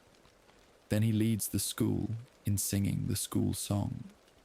Every student stands and sings to whatever tune they prefer, creating a chaotic but somehow beautiful harmony that fills the great hall and seems to make the enchanted ceiling sparkle more brightly. Dumbledore conducts with his wand, and when the last singers finish, a pair of twins who dragged it out to a slow funeral march, he wipes his eyes. "Ah, music," he says, "a magic beyond all we do here. And now, bedtime, off you trot." The hall erupts in movement as students begin filing out. A voice nearby calls, "First years, this way." You follow with the other Gryffindor first years, climbing the marble staircase, going up and up. You pass portraits that whisper and point, suits of armor that stand at attention, windows that look out over grounds shrouded in darkness. The castle is enormous, a labyrinth of corridors and staircases, and you know without question that you'll be lost tomorrow. But tonight, you just follow your prefect guide, taking in every incredible detail. The staircases do indeed move. You're halfway up one when it suddenly swings to the side, carrying you to a different landing. Nobody seems particularly bothered by this, treating it as perfectly normal, and you make a mental note to always allow extra time for getting anywhere. Finally, the prefect stops in front of a portrait of a very fat woman in a pink silk dress. "Password?" she asks imperiously. "Caput Draconis," the prefect says, and the portrait swings forward like a door, revealing a round opening in the wall. You clamber through and find yourself in the most comfortable room you've ever seen. The Gryffindor common room is circular, full of squashy armchairs and low tables, with a fireplace so large you could stand up inside it. The walls are decorated in red and gold, warm and welcoming, and windows look out over the darkened grounds. A banner with a lion emblem hangs from one wall, proud and beautiful.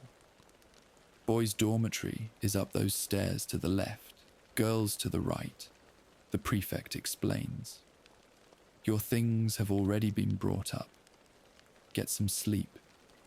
Tomorrow's your first day of classes, and you'll want to be rested. You climb the spiral staircase to the boys' dormitory and find a room with 5 four-poster beds hung with deep red curtains. Your trunk is at the foot of one bed, and Artemis's cage sits beside it, the owl already asleep with its head tucked under its wing. The other first-year boys are already there, and you greet each other with tired smiles. The room is perfect. The bed is soft, the blankets thick and warm, and the curtains can be drawn to create a private space that feels safe and cozy. You change into your pajamas, too tired to do more than brush your teeth and climb into bed. Through the window, you can see the stars above the forbidden forest, bright and ancient, and somehow closer than they've ever seemed before. You lie there for a moment, taking stock of this extraordinary day. This morning, you were at home. Tonight, you're in a castle that teaches magic, sorted into a house that feels like family already, surrounded by people who share this impossible, wonderful world. Your wand rests on the bedside table beside you. Tomorrow, you'll attend your first classes. Tomorrow, you'll begin learning actual magic. Good night, someone calls softly from another bed. Good night, you reply, and several other voices echo the sentiment. You close your eyes, feeling the gentle weight of exhaustion settling over you. The castle is quiet around you, ancient and peaceful, keeping watch as generations of students have slept within these walls. You're safe here. You're home. You drift into sleep, surrounded by the gentle breathing of your dormitory mates, the distant hooting of owls from the owlery, and the soft, settling sounds of an ancient castle preparing for night. Your dreams are filled with moving staircases and singing hats, with wands choosing wizards and boats gliding across moonlit water. Everything is peaceful. Everything is exactly as it should be, and you sleep more deeply than you have in weeks. Morning comes slowly, softly, easing into your consciousness like gentle waves on a shore.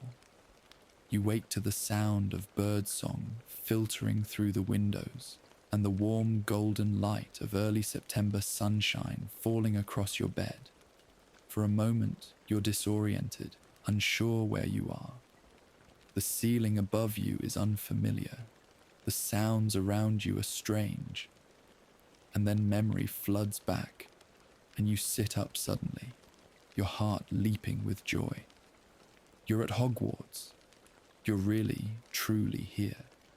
The other boys in your dormitory are beginning to stir as well. Someone yawns loudly. Another boy throws open his curtains and stretches, looking out the window at the view of the grounds below. You can see the lake from here, glittering in the morning light, and beyond it, the dark line of the forbidden forest. The sky is clear and bright, promising a beautiful day for your first classes. You dress in your school robes, still marveling at how they make you feel like someone who belongs in this magical world. The fabric is comfortable, well made, and when you look at yourself in the small mirror on your bedside table, you see a Hogwarts student looking back. Your house colors, red and gold, are incorporated into the trim, marking you as a Gryffindor. There's something deeply satisfying about having that visible connection to your house, to your new family within these walls. The common room is already busy when you descend from the dormitory. Older students are scattered in the armchairs, some reading, some working on what must be homework, others just chatting before breakfast.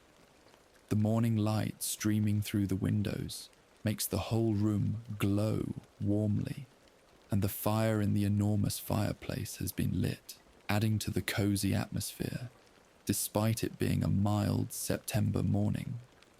A group of first years from your dormitory waits near the portrait hole, and you join them.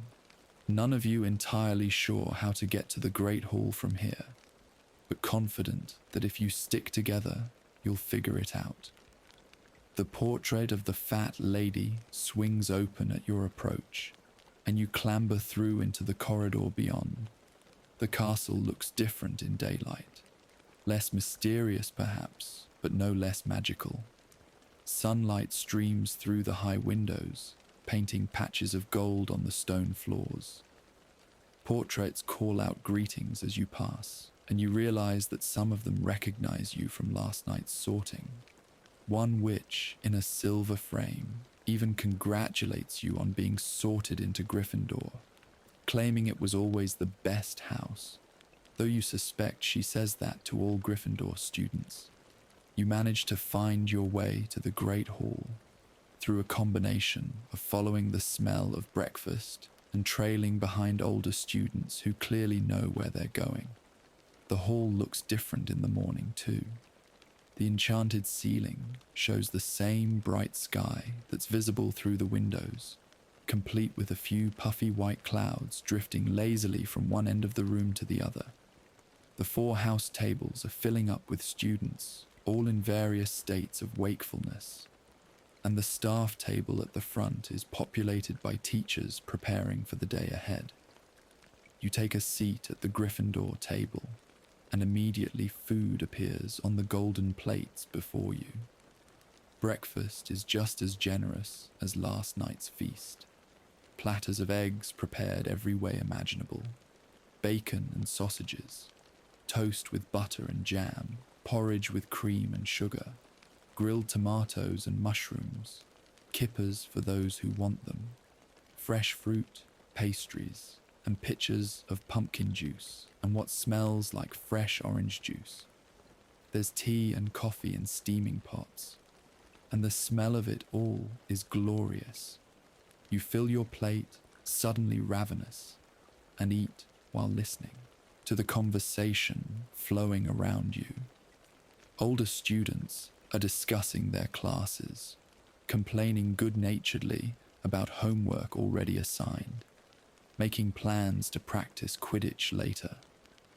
A pair of 7th years are deep in a heated but friendly debate about transfiguration theory that goes completely over your head but sounds fascinating nonetheless.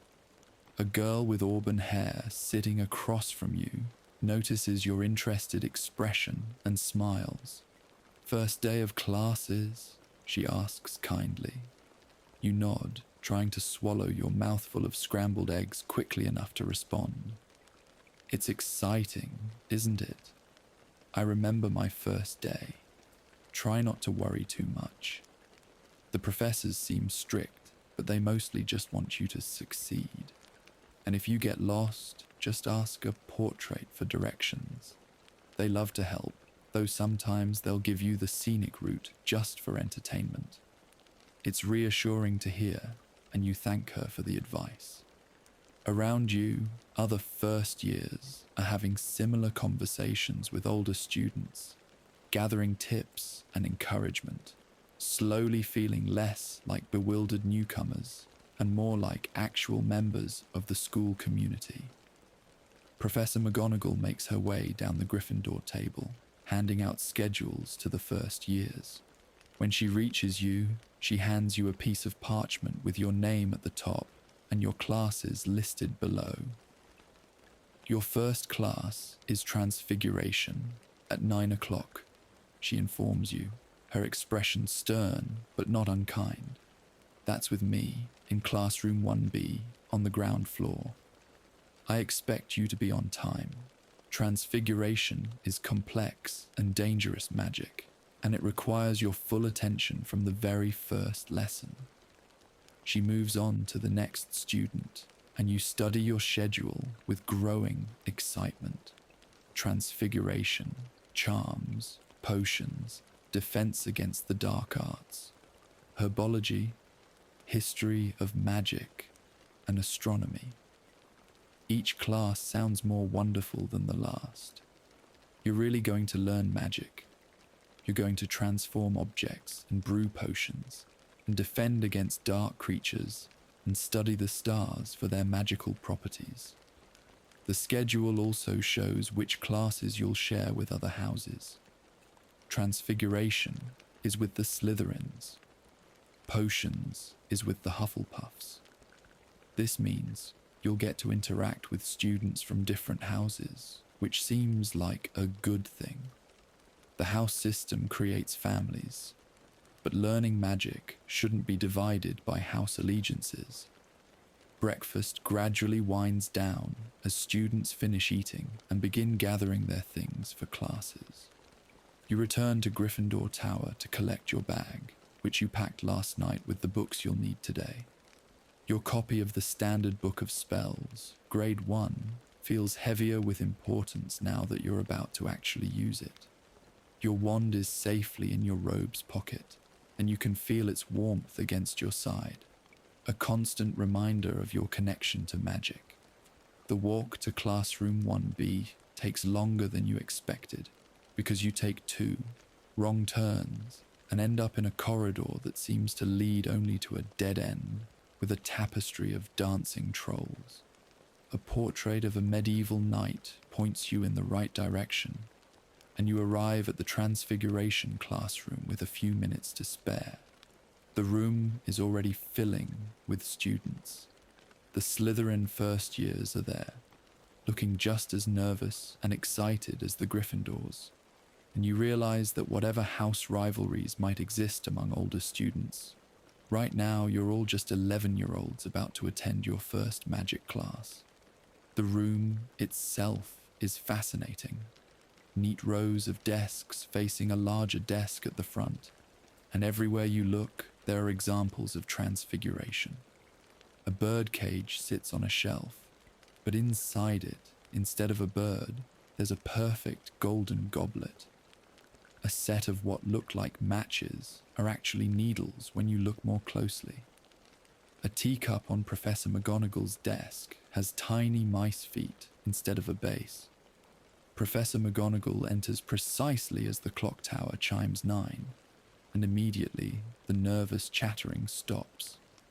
She strides to the front of the room, her robe swishing, and turns to survey the class with her sharp eyes. Transfiguration is some of the most complex and dangerous magic you will learn at Hogwarts, she begins without preamble. Anyone messing around in my class will leave and not come back. You have been warned. Then, just to prove her point, she transforms her desk into a pig and back again with barely a flick of her wand. The transformation is so smooth, so effortless, that it takes your breath away. One moment, there's a desk, solid and wooden and completely ordinary, apart from being a desk in a magical castle. The next moment, there's a pig, snuffling and real, and absolutely a pig. Then it's a desk again, exactly as it was before. The class sits in awed silence. This is real magic, performed right in front of you, and the skill involved is staggering. Professor McGonagall's expression softens very slightly at your obvious amazement. That, she says, is what you will be able to do by the end of your 7th year, if you study hard and practice diligently. We will start with something considerably simpler. She hands out matches to each student, 1 match per person. Today, you will begin learning to transform this match into a needle. I do not expect anyone to succeed in the first lesson, so there's no need to panic. But I do expect you to try, to listen carefully to my instructions, and to practice the wand movement and incantation until they become second nature. For the next hour, Professor McGonagall teaches you the theory behind transfiguration, how magic can alter the fundamental properties of objects, how the wizard's will and focus guide the transformation, how the wand acts as a conduit for power. Then she demonstrates the wand movement, a complicated swooping motion that you struggle to reproduce. and teaches you the incantation Transformatum. You spend the rest of the lesson attempting to turn your match into a needle. The first few tries, nothing happens at all. Your match remains stubbornly a match, wooden and ordinary, and completely untransfigured. You can feel the magic in your wand, can feel it wanting to respond, but bridging the gap between intention and result is harder than you expected. Around you, other students are having similar struggles. A Slytherin girl manages to make her match turn silver, though it's still match-shaped. One of your fellow Gryffindors makes his match go rather pointed at one end, which Professor McGonagall acknowledges with a nod of approval. By the end of the lesson, only one student, a Ravenclaw boy visiting from another class that you glimpse through the doorway, has managed a complete transformation, and Professor McGonagall awards his house 5 points for his success. Remember, she says, as the class ends and students begin packing up their books, magic requires patience and practice. No one becomes a skilled witch or wizard overnight. Take your matches with you and practice the wand movement in your spare time. We will continue this lesson next class. Your next class is Charms with Professor Flitwick, a tiny wizard who has to stand on a stack of books to see over his desk. His classroom is cheerful and bright, and his teaching style is considerably more energetic than Professor McGonagall's stern precision. He squeaks with excitement when discussing the charms you'll learn this year, and his enthusiasm is infectious. Today's lesson is about the theory of charms, how they differ from transfiguration, in that they add properties to objects rather than changing the object's fundamental nature, how the wizard's emotional state can affect the charm's success, how charms are among the most useful daily magic most wizards employ. Professor Flitwick demonstrates by making a feather float around the room, guiding it with gentle movements of his wand, and you watch in fascination as it dances through the air like a trained butterfly. We'll begin practical work next lesson, he promises, his eyes twinkling behind his spectacles. For now, I want you to read Chapter 1 of your textbook and write a short essay, just 6 inches of parchment, on the difference between a charm and a hex. The morning passes in this wonderful way, each class revealing new aspects of magic, each professor bringing their own personality and expertise to their teaching. You're learning not just spells and theory, but the culture of magic, the way wizards think about and interact with the world. Lunch in the Great Hall is another feast, though you're almost too excited to eat. Your mind is buzzing with everything you've learned, everything you've seen. You practice the transfiguration wand movement while waiting for your sandwich, earning amused looks from older students who remember being just as eager in their first weeks.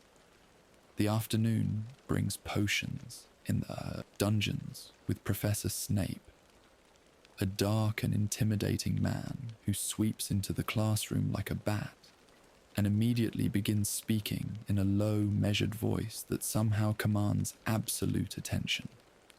The dungeon classroom is cold and slightly damp, with pickled creatures floating in jars along the walls, and the smell of strange ingredients hanging in the air. You are here to learn the subtle science and exact art of potion making, Snape says, his dark eyes sweeping the classroom. I don't expect many of you to appreciate the beauty of a softly simmering cauldron with its shimmering fumes, the delicate power of liquids that creep through human veins, bewitching the mind, ensnaring the senses. I can teach you how to bottle fame, brew glory, even stop a death, if you aren't as big a bunch of dunderheads as I usually have to teach. It's an intimidating speech, made more so by Snape's cold delivery. but it's also thrilling. The promise of what potions can do, the idea that you might learn to create such powerful magic, makes your hands tremble slightly as you open your textbook. The lesson itself involves preparing ingredients for future potions, peeling, chopping, grinding various plants and minerals while Snape stalks between the desks, occasionally making cutting remarks about sloppy knife work or incorrectly prepared ingredients. It's not the magical brewing you'd imagine, but you understand that precision matters in potions. One wrong measurement could ruin a batch, or worse, create something dangerous.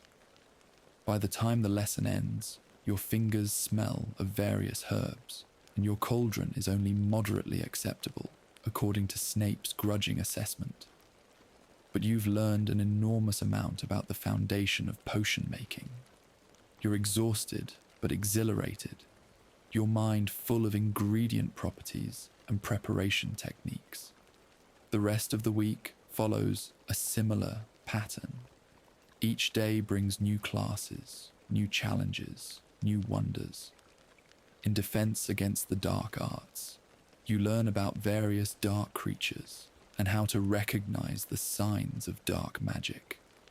The professor, a nervous man named Quirrell, who stutters when he speaks and wears a turban that smells faintly of garlic, seems oddly timid for someone teaching defense, but his knowledge is extensive even if his delivery is hesitant.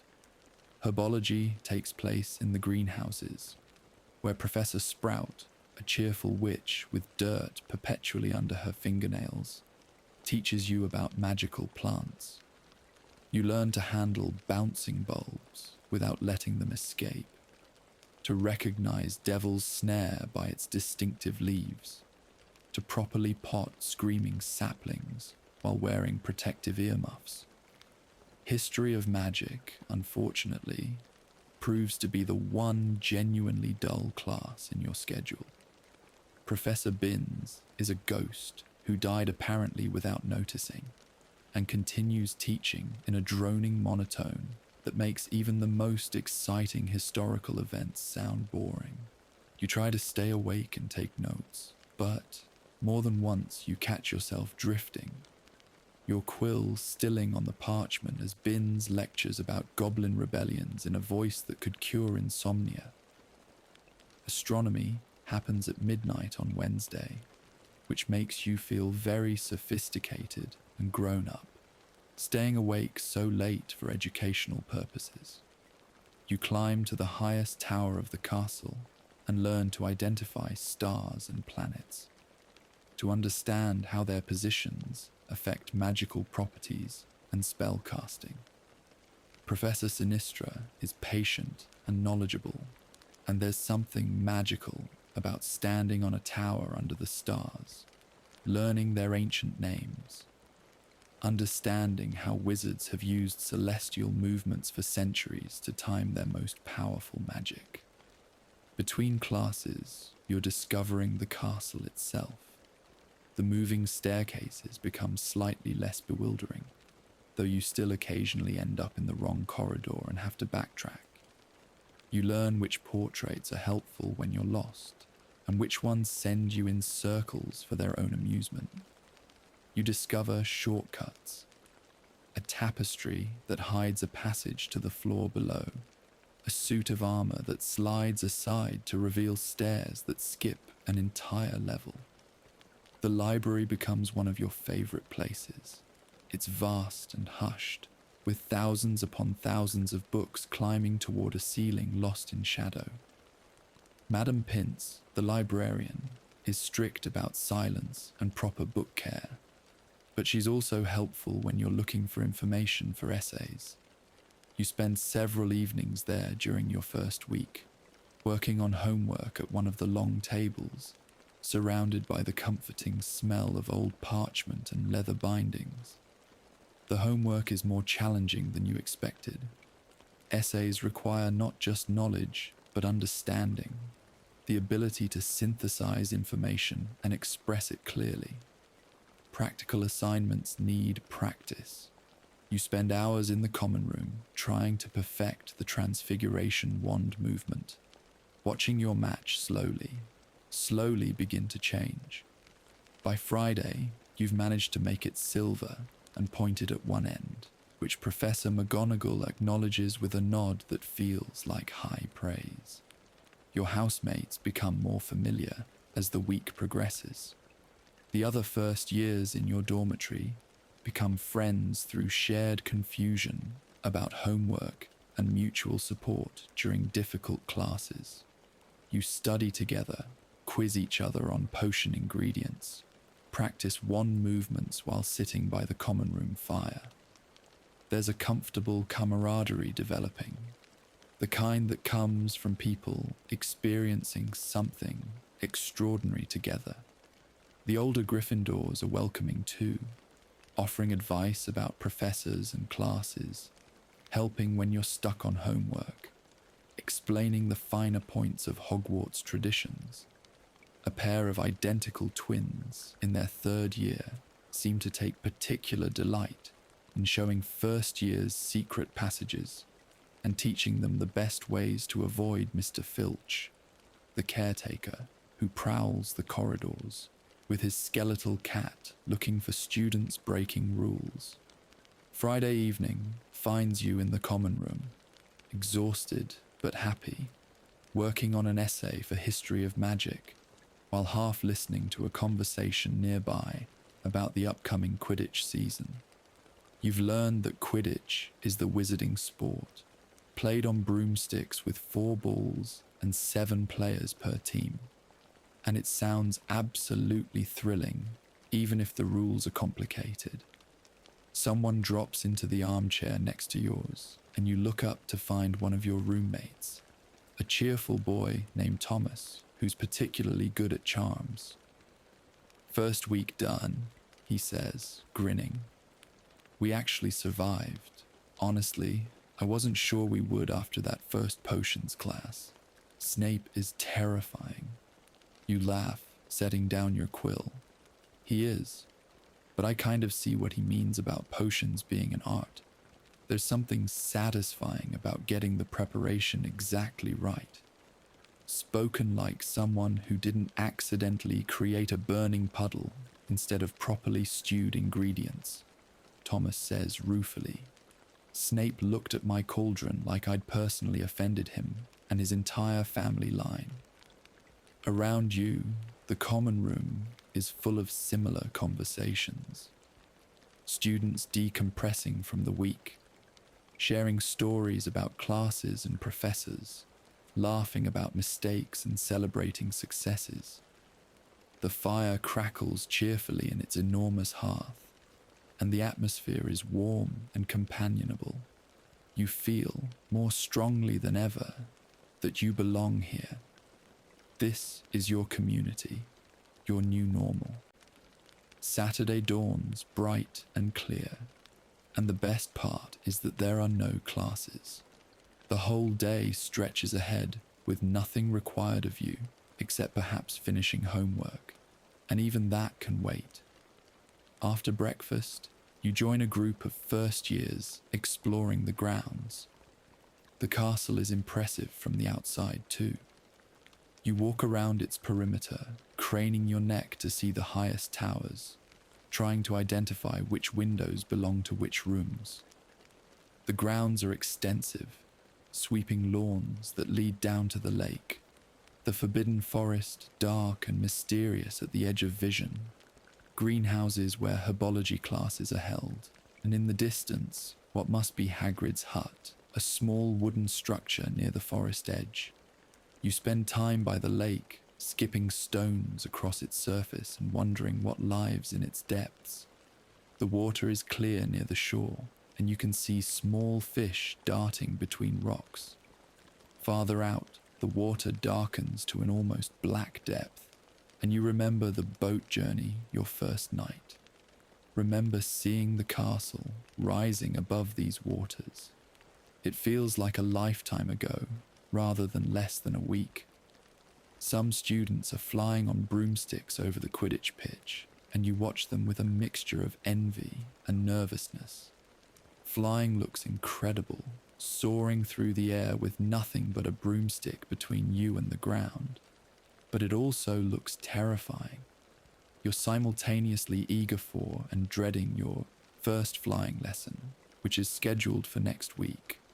The weekend passes in this gentle way. Sunday brings more homework, a massive chess game in the common room where the pieces shout advice and criticism at the players, and a delicious Sunday roast at dinner that makes you feel sleepy and content. You write a letter to your parents, using Artemis to send it, and watching your owl fly off into the twilight gives you a pang of homesickness that surprises you, but it's a gentle sadness, easily soothed by returning to the common room, by settling into your favorite armchair by the fire, by being surrounded by the sounds of your housemates laughing and talking. You miss your parents, but you're also exactly where you want to be. Your second week at Hogwarts brings your first practical charms lesson. Professor Flitwick teaches you the levitation charm, Wingardium Leviosa, which will make objects float. He demonstrates with the same feather he used during the first lesson, making it dance and twirl through the air with such grace that it looks like a performance rather than a spell. The wand movement is critical, he explains, showing you the swoosh and flick motion. And the pronunciation must be precise. Wingardium Leviosa. The accent is on the gar in Wingardium and the O in Leviosa. Get it wrong, and instead of levitation, you might end up with propulsion, which would send your feather flying across the room. The class pairs up to practice, each pair sharing a feather. You're partnered with a girl named Hannah, who seems just as nervous and excited as you are. You take turns saying the incantation and performing the wand movement, watching hopefully as your feather sits stubbornly on the desk. Around you, other students are having various levels of success. One boy's feather shoots straight up and sticks to the ceiling, requiring Professor Flitwick's intervention to retrieve it. A girl makes her feather hover for a full 3 seconds before it drops, earning 5 points for Hufflepuff. Another student somehow sets his feather on fire, though Flitwick quickly extinguishes it with a casual wave of his wand. You keep practicing, adjusting your wand movement, perfecting your pronunciation. Wingardium Leviosa, you say, focusing all your will and intent on the feather. Wingardium Leviosa. And then, miraculous and wonderful, your feather begins to rise. It wobbles slightly, but it's definitely floating, hovering about a foot above the desk. Your heart soars with it. Excellent, Professor Flitwick squeaks, hurrying over. Look, everyone, we have another success. 10 points to Gryffindor. The feeling of accomplishment is indescribable. You've done magic, real, intentional, controlled magic. Your wand and your will combine to make something impossible happen, and the joy of it bubbles through you like champagne. Hannah manages it shortly after, and the two of you spend the rest of the lesson making your feather dance, between you, getting better and more controlled with each attempt. By the time class ends, you can make the feather move in gentle circles, can raise and lower it at will. It's beautiful, this small magic, this taste of what you'll eventually be capable of. The week continues with more small triumphs and occasional frustrations. In Transfiguration, your match finally becomes a proper needle, though it takes you the entire lesson and your needle is slightly bent. Professor McGonagall awards you 5 points anyway, noting that you've shown significant improvement and dedication. In potions, you successfully brew a simple cure for boils, following the instructions precisely and earning what might almost be interpreted as approval from Professor Snape. He doesn't criticize your potion, which from him seems to count as praise. Your first flying lesson happens on Thursday afternoon, and it's as thrilling and terrifying as you anticipated. Madam Hooch, the flying instructor, is strict about safety, teaching you how to mount a broom properly, how to grip it, how to position your weight. When she finally gives permission to kick off from the ground, your heart is pounding so hard you can hear it in your ears. The broom rises smoothly, and suddenly you're airborne, floating a few feet above the grass. The sensation is extraordinary, freedom and exhilaration mixed with just enough fear to keep you alert. You hover there for a moment, getting used to the feeling, then carefully push forward to move. The broom responds immediately, carrying you in a gentle glide that makes you laugh with pure delight. Some students are naturals at flying, zooming around with obvious skill and confidence. Others struggle more, wobbling uncertainly, or unable to make their brooms rise more than a few inches. You fall somewhere in the middle. Not the best flyer in the class, but competent enough to feel confident that with practice, you could become quite good. By the end of your second week, Hogwarts has begun to feel like home in a way you never expected. You know the castle's rhythms, when the suits of armor tend to have conversations that echo through the corridors, which staircases move most frequently, and how to time your crossing, where the warmest spots in the common room are, which portraits like to chat and which prefer to be left alone to their painted lives. You've developed routines, breakfast at the Gryffindor table with your friends, morning classes where you soak up magic like a sponge, lunch where you compare notes and help each other with homework, afternoon classes that often involve practical work, dinner where the whole school gathers and the Great Hall fills with the sounds of hundreds of students sharing their days, evenings in the common room, studying or playing chess or just talking, and finally sleep in your four-poster bed with the curtains drawn, cocooned in warmth and safety.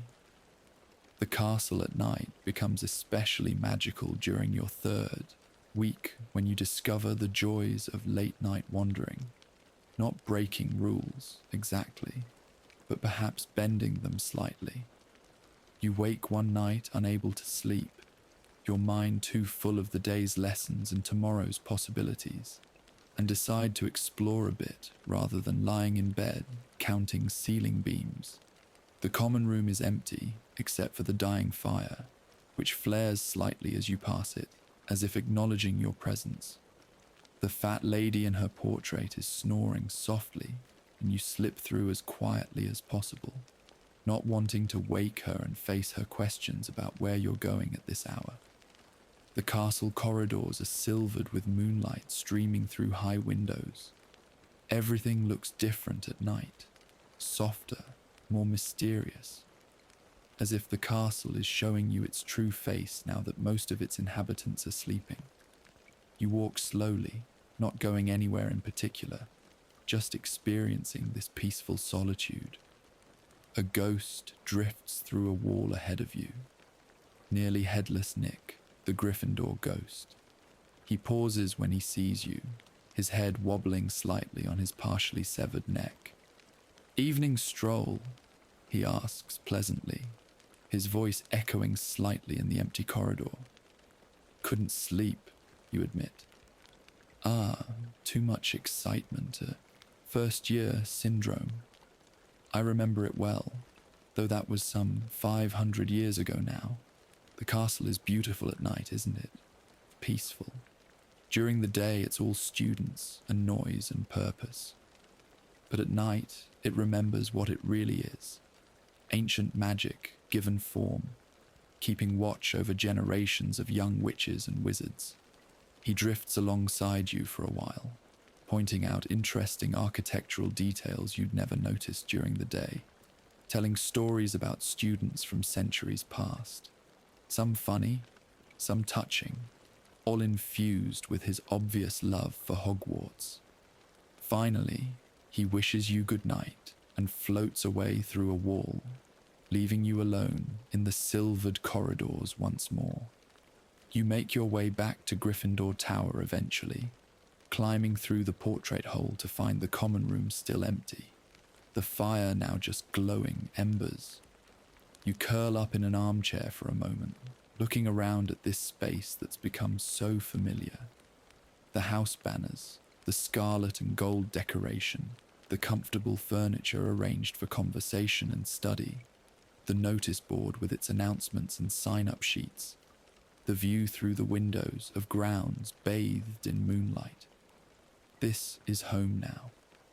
This castle, this house, this community of people learning magic together. You miss your parents, miss your old life sometimes, but you wouldn't trade this for anything. Magic is worth every moment of homesickness, every difficult spell, every confusing essay assignment. You climb the stairs to your dormitory, slip back into your bed, and close your eyes. The castle settles around you, creaking gently the way old buildings do, keeping watch as you drift towards sleep.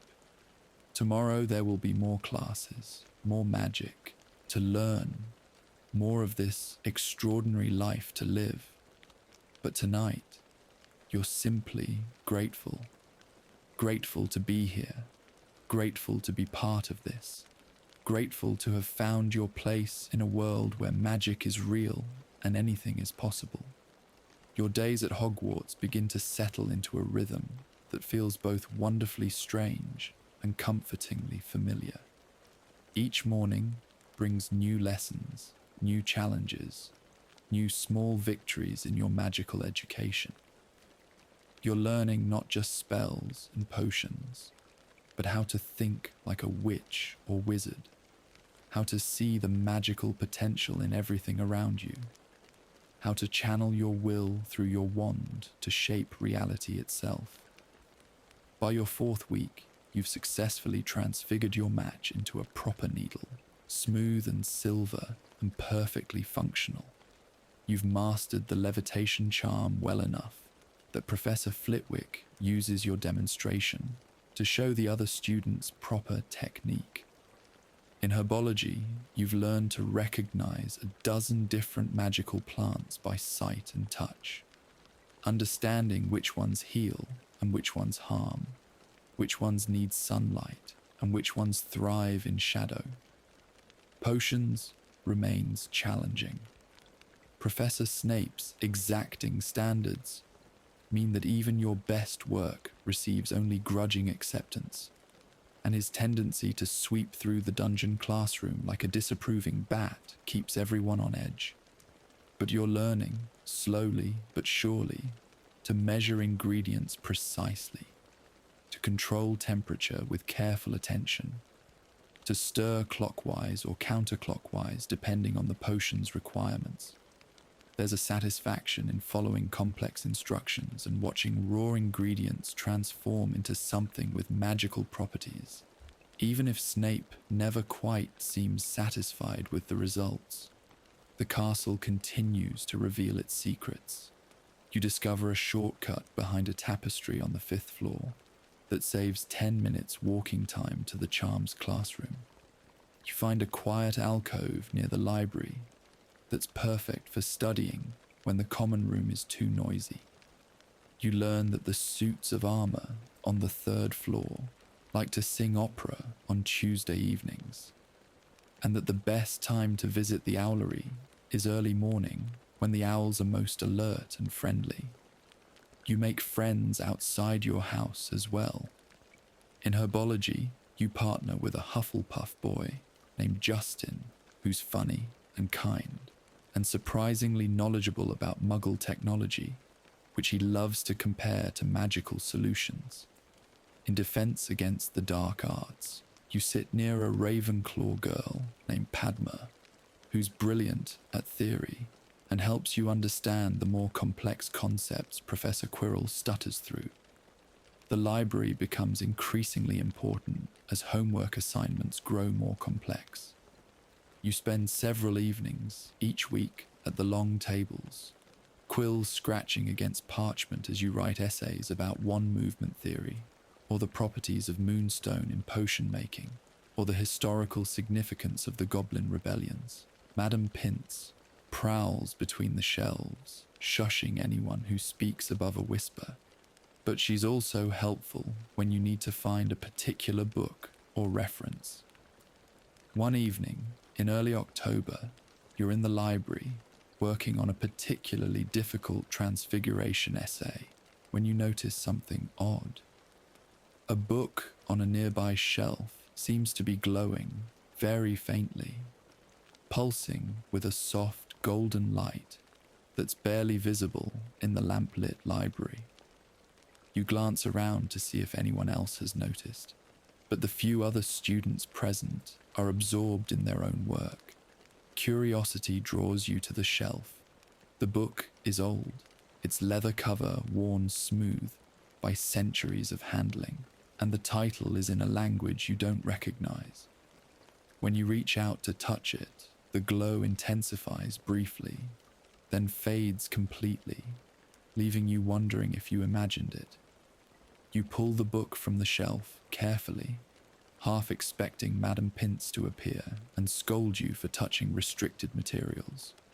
The pages inside are covered in strange symbols and diagrams, beautiful and incomprehensible. You turn page after page, fascinated by the artistry, even though you can't read a word of it. Then, near the middle of the book, you find a page where the symbols seem almost familiar, as if they're on the edge of making sense. You stare at them, trying to puzzle out their meaning, and slowly, gradually, they begin to resolve into something readable. Advanced defensive magic, you murmur, reading the heading that's suddenly clear. Below it, instructions for a shield charm, far more complex than anything you've learned so far, but somehow understandable. You read through the description, the wand movements, the incantation, and feel the knowledge settling into your mind like it was always meant to be there. That's a very advanced book for a first year. You jump, nearly dropping the volume. Professor McGonagall stands beside you, though you never heard her approach.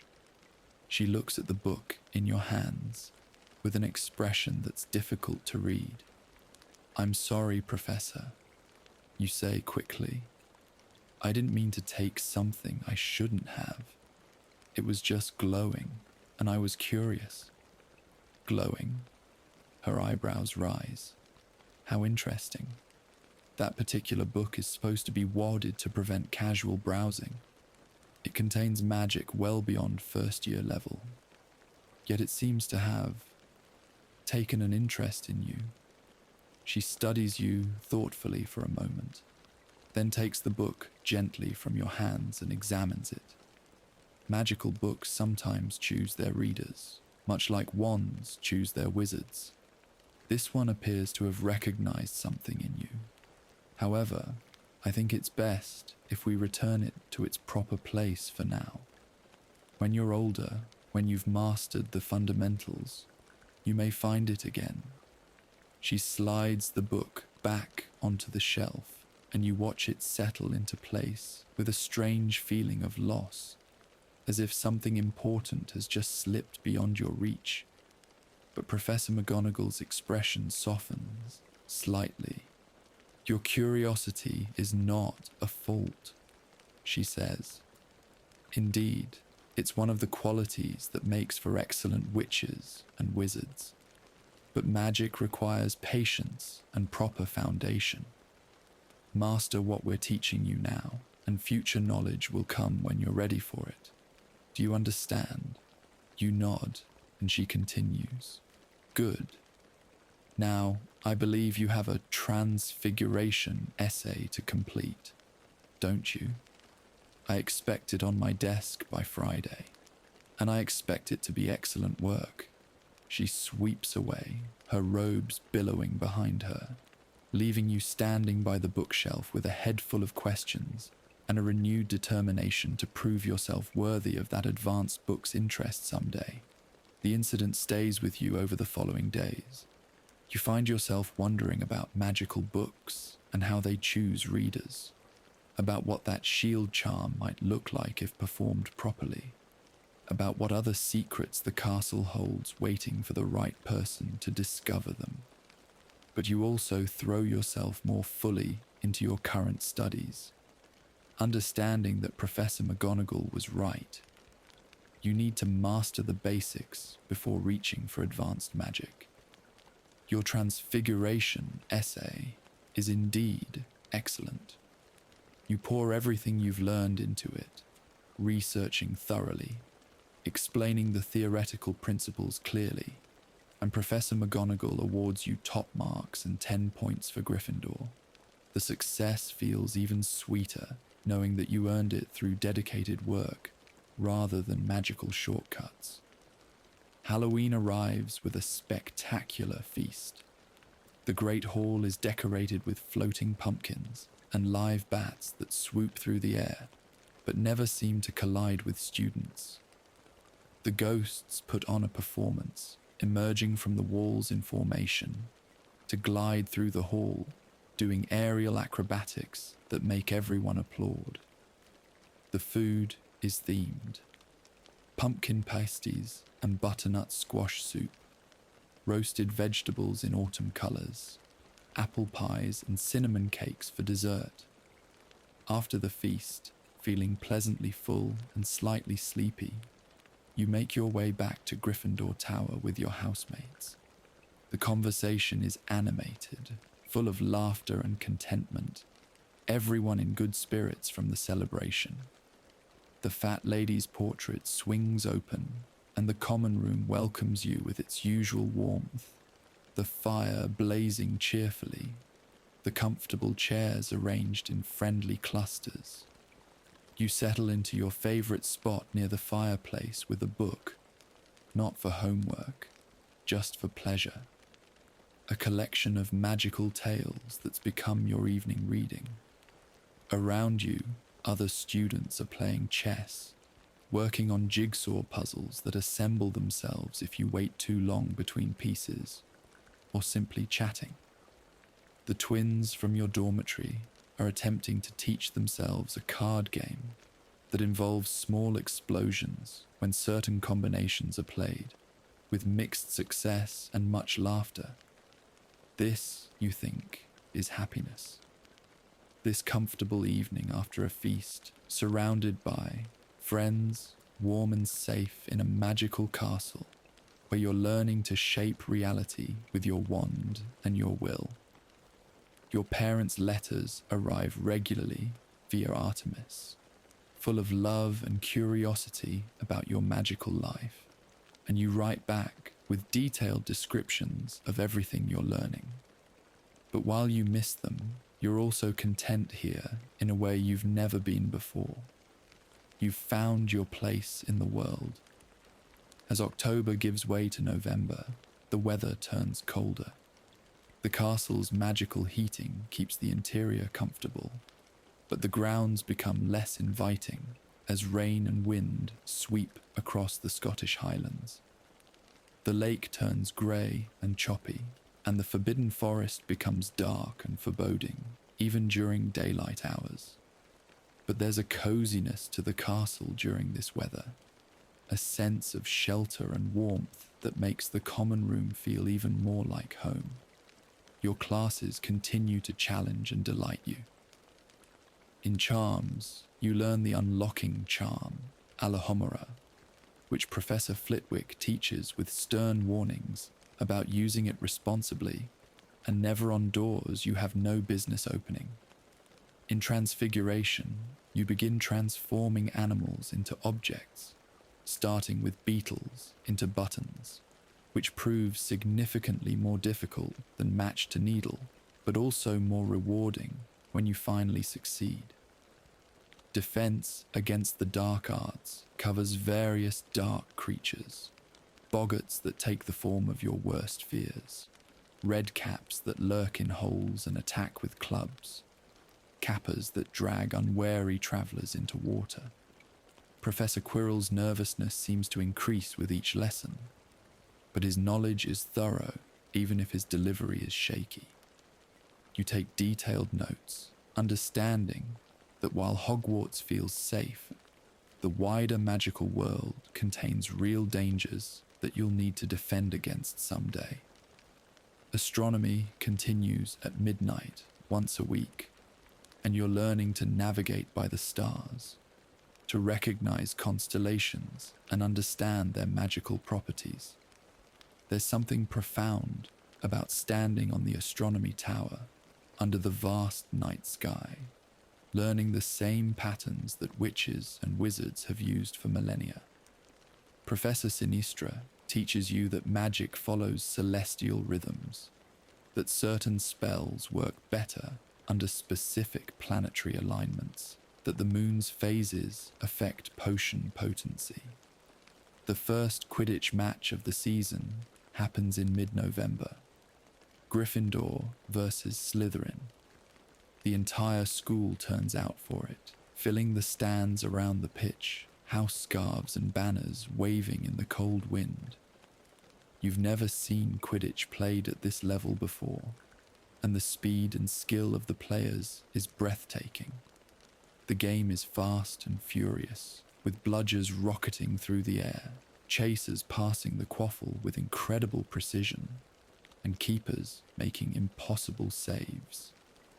The two seekers fly in seemingly random patterns, eyes scanning for the golden snitch that's worth 150 points and ends the game when caught. You're on your feet for most of the match, cheering with your housemates, gasping at near misses, celebrating when Gryffindor scores. When the Gryffindor seeker finally catches the snitch, diving so fast it looks dangerous, and pulling up just in time with the tiny golden ball, clutched triumphantly in his fist, the Gryffindor section erupts in deafening cheers.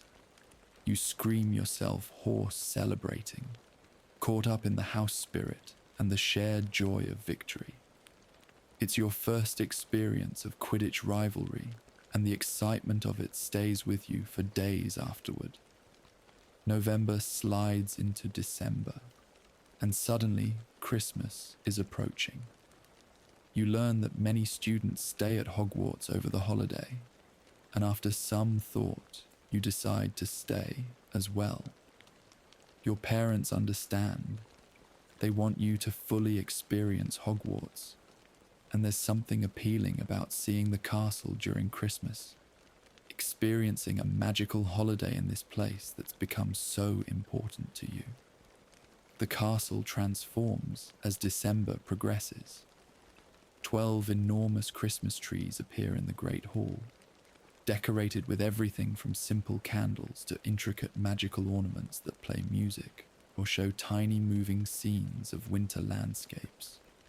Holly and mistletoe garland the corridors, and a massive wreath hangs on the main doors. Even the portraits get into the holiday spirit, wearing festive hats and scarves in their painted worlds. The last week of term is busy with final assignments and preparations for break. Professor Flitwick's charms class practices festive magic, learning to make snow fall from the ceiling and bells ring in musical patterns. Even Professor Snape seems marginally less intimidating, though his attempt at holiday cheer consists mainly of not insulting students' intelligence quite as frequently as usual.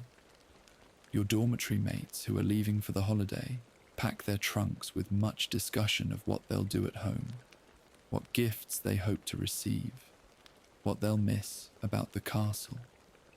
Those staying, just you and one other boy from your year, promise to write about the Christmas feast and tell them everything they're missing. On the last day before break, after most students have departed on the Hogwarts Express, the castle feels different, quieter, more intimate, as if it's revealing a softer side of itself to the few who remain. You wander the corridors that afternoon, enjoying the solitude and the beautiful decorations, feeling privileged to experience Hogwarts in this peaceful state. Christmas morning arrives with snow falling softly outside your dormitory window. You wake to find a pile of presents at the foot of your bed, something that apparently happens at Hogwarts, gifts appearing magically on Christmas morning. There are parcels from your parents, a box of your favorite sweets, a new book, a thick jumper in Gryffindor colours that your mother knitted herself. The other students who stayed have also received gifts. And there's a wonderful hour of everyone showing off what they got and exclaiming over the generosity of friends and family. The Christmas feast that afternoon is spectacular, even by Hogwarts standards. The Great Hall is decorated even more elaborately than usual, with snow falling from the ceiling that melts before it touches anyone, and the 12 Christmas trees glowing with thousands of candles. The 4 house tables have been replaced with one long table where the remaining students and all the teachers sit together, creating an intimate and warm atmosphere. The food is incredible. Roast turkey and ham, potatoes in multiple preparations, vegetables glazed with honey or butter, Yorkshire puddings tall and crispy, gravies and sauces and cranberry relish. For dessert, there's Christmas pudding, flaming with brandy, mince pies, trifle, and something called Christmas cake that's dense with fruit and covered in marzipan and icing. You eat until you're pleasantly full, listening to the teachers' conversations and the other students' laughter, feeling utterly content.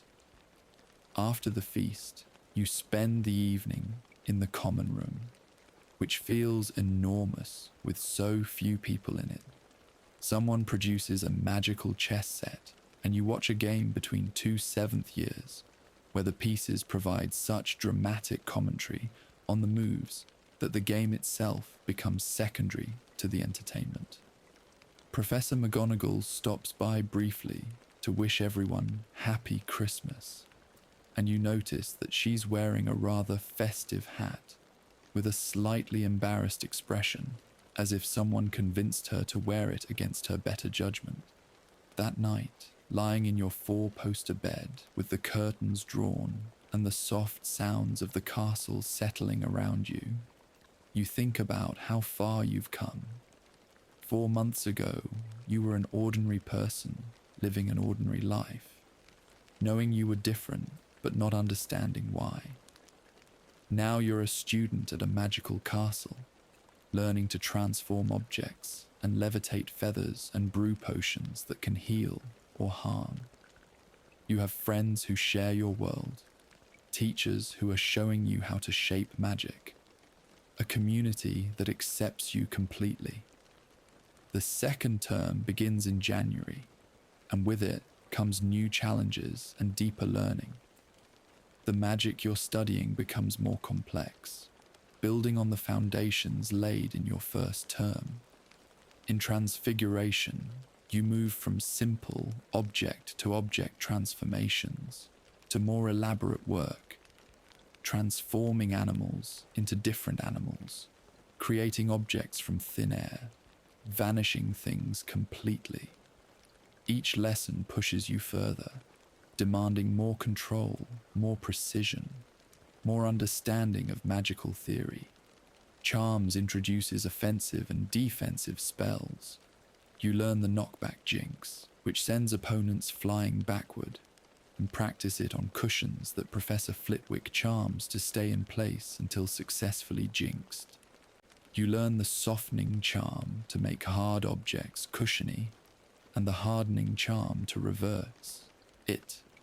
Each new spell expands your magical vocabulary, giving you more tools to interact with the world. Potions becomes increasingly demanding as Snape introduces more complex brews, with more ingredients and more steps. One mistake can ruin a potion, or worse, create something dangerous. You learn the cure for boils, the forgetfulness potion, and begin working toward the wit sharpening potion. Your technique improves gradually, and while Snape never praises, his criticisms become slightly less cutting, which you interpret as progress. The months pass in this pattern of learning and growth. January gives way to February, with Valentine's Day bringing decorations of flying cupids that shoot harmless, sparkly arrows at passing students.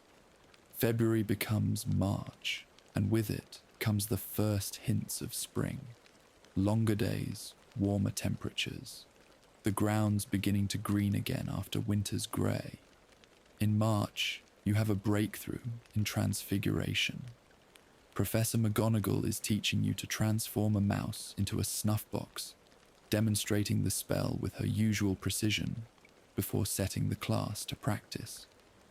You've been working on it for 3 lessons now, managing to change the mouse's colour or texture, but never achieving a complete transformation. Today, something clicks.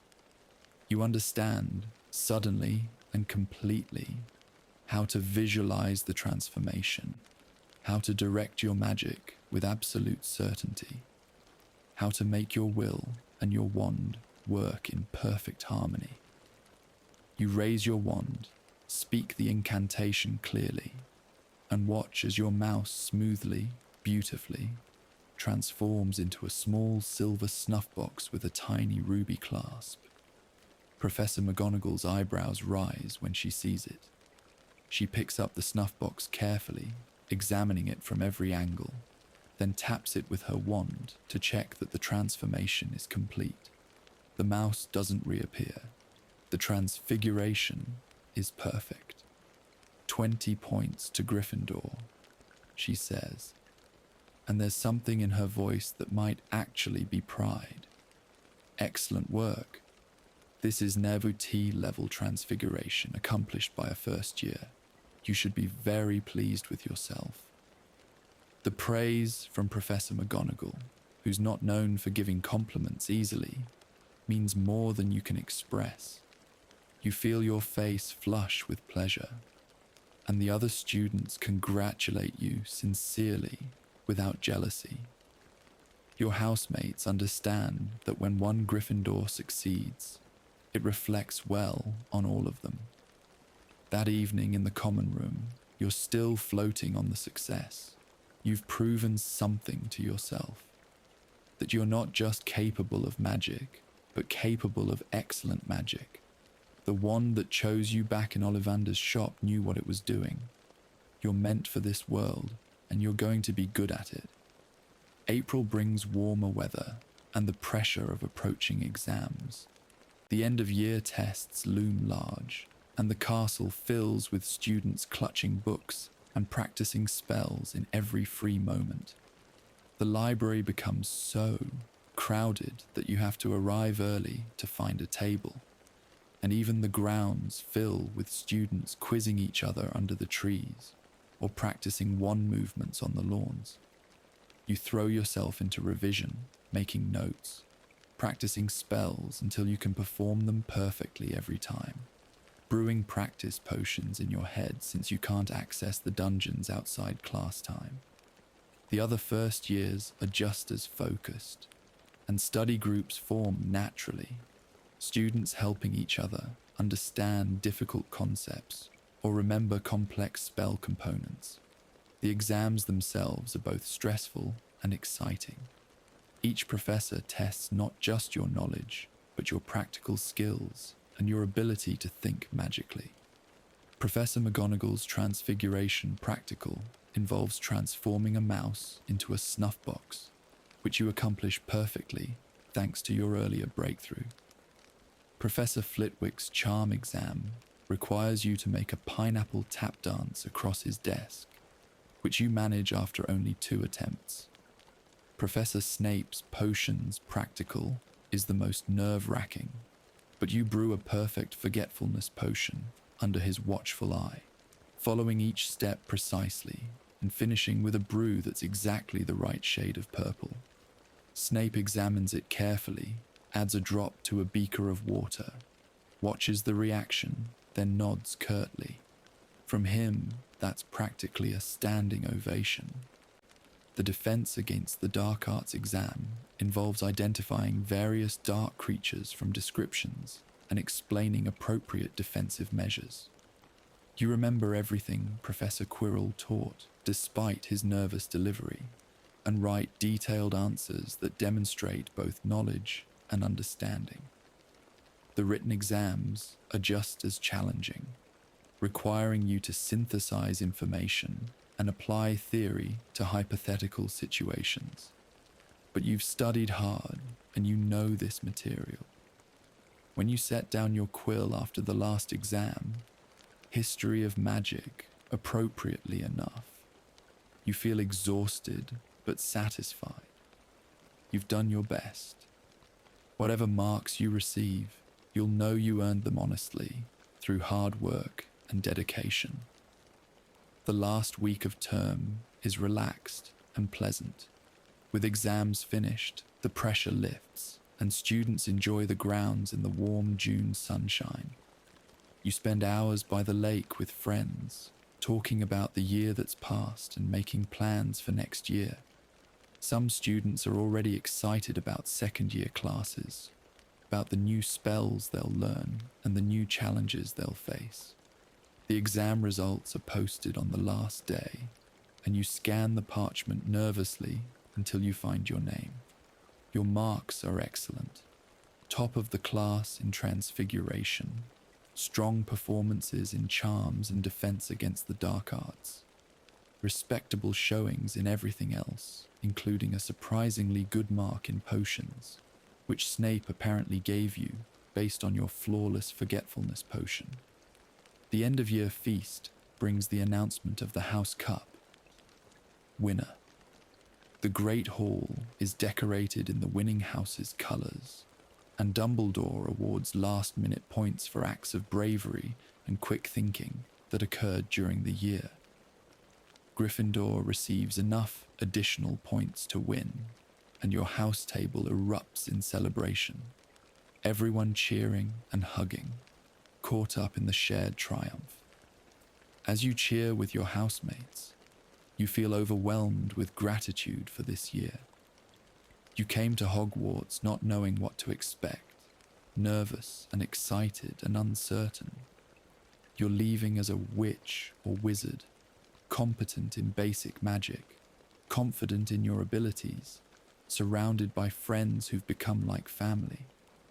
You found your place in the magical world, and you know without question that you belong here. The journey back to London on the Hogwarts Express is bittersweet. You're eager to see your parents and tell them everything, but you're also sad to leave the castle, even though you know you'll return in September. The countryside rolls past the windows as you and your friends share sweets from the trolley and promise to write over the summer. Platform 9 3/4 is crowded with families welcoming their children home. Your parents spot you immediately, and their hugs are tight and warm.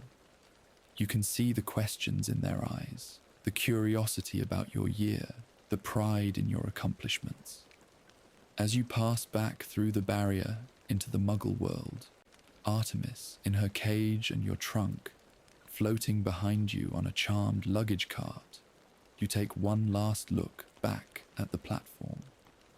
You can just see the scarlet engine of the Hogwarts Express, steam rising from its chimney. In 3 months, you'll be back on that platform, boarding that train, returning to the castle that's become your home. But for now, you step forward into the Muggle world, bringing magic with you in your memories and your wand and your heart. The summer stretches ahead, and beyond it, 6 more years at Hogwarts wait, full of learning and friendship and magic. You smile, taking your mother's hand, and head toward your ordinary life that will never be quite ordinary again. You've touched magic now. You've learned to shape reality with your will. You're a witch or wizard, a student of Hogwarts, and that's something that will stay with you forever, no matter what comes next. The warm summer night surrounds you now, gentle and comfortable, as this story draws to a close. You've lived through this magical year, experienced every wonder and challenge, and found your place in a world where anything is possible. The castle waits in Scotland, patient and eternal, ready to welcome you back when September comes. But tonight, you can rest in the peaceful knowledge that magic is real, that you're part of something extraordinary, and that tomorrow brings new possibilities. Sleep well, young wizard. Dream of moving staircases and floating candles, of spells waiting to be learned and friends waiting to be made. Dream of the castle that will always be your home, the magic that will always be part of you, and the adventures that await when you return. Thank you for listening to this peaceful journey through your first year at Hogwarts. If you enjoyed this bedtime adventure through the magical world, remember to like this video and subscribe for more soothing escapes into the realms of wonder and magic. Until next time, sleep well, dream deeply, and may your own magical journey be filled with joy and discovery. Good night.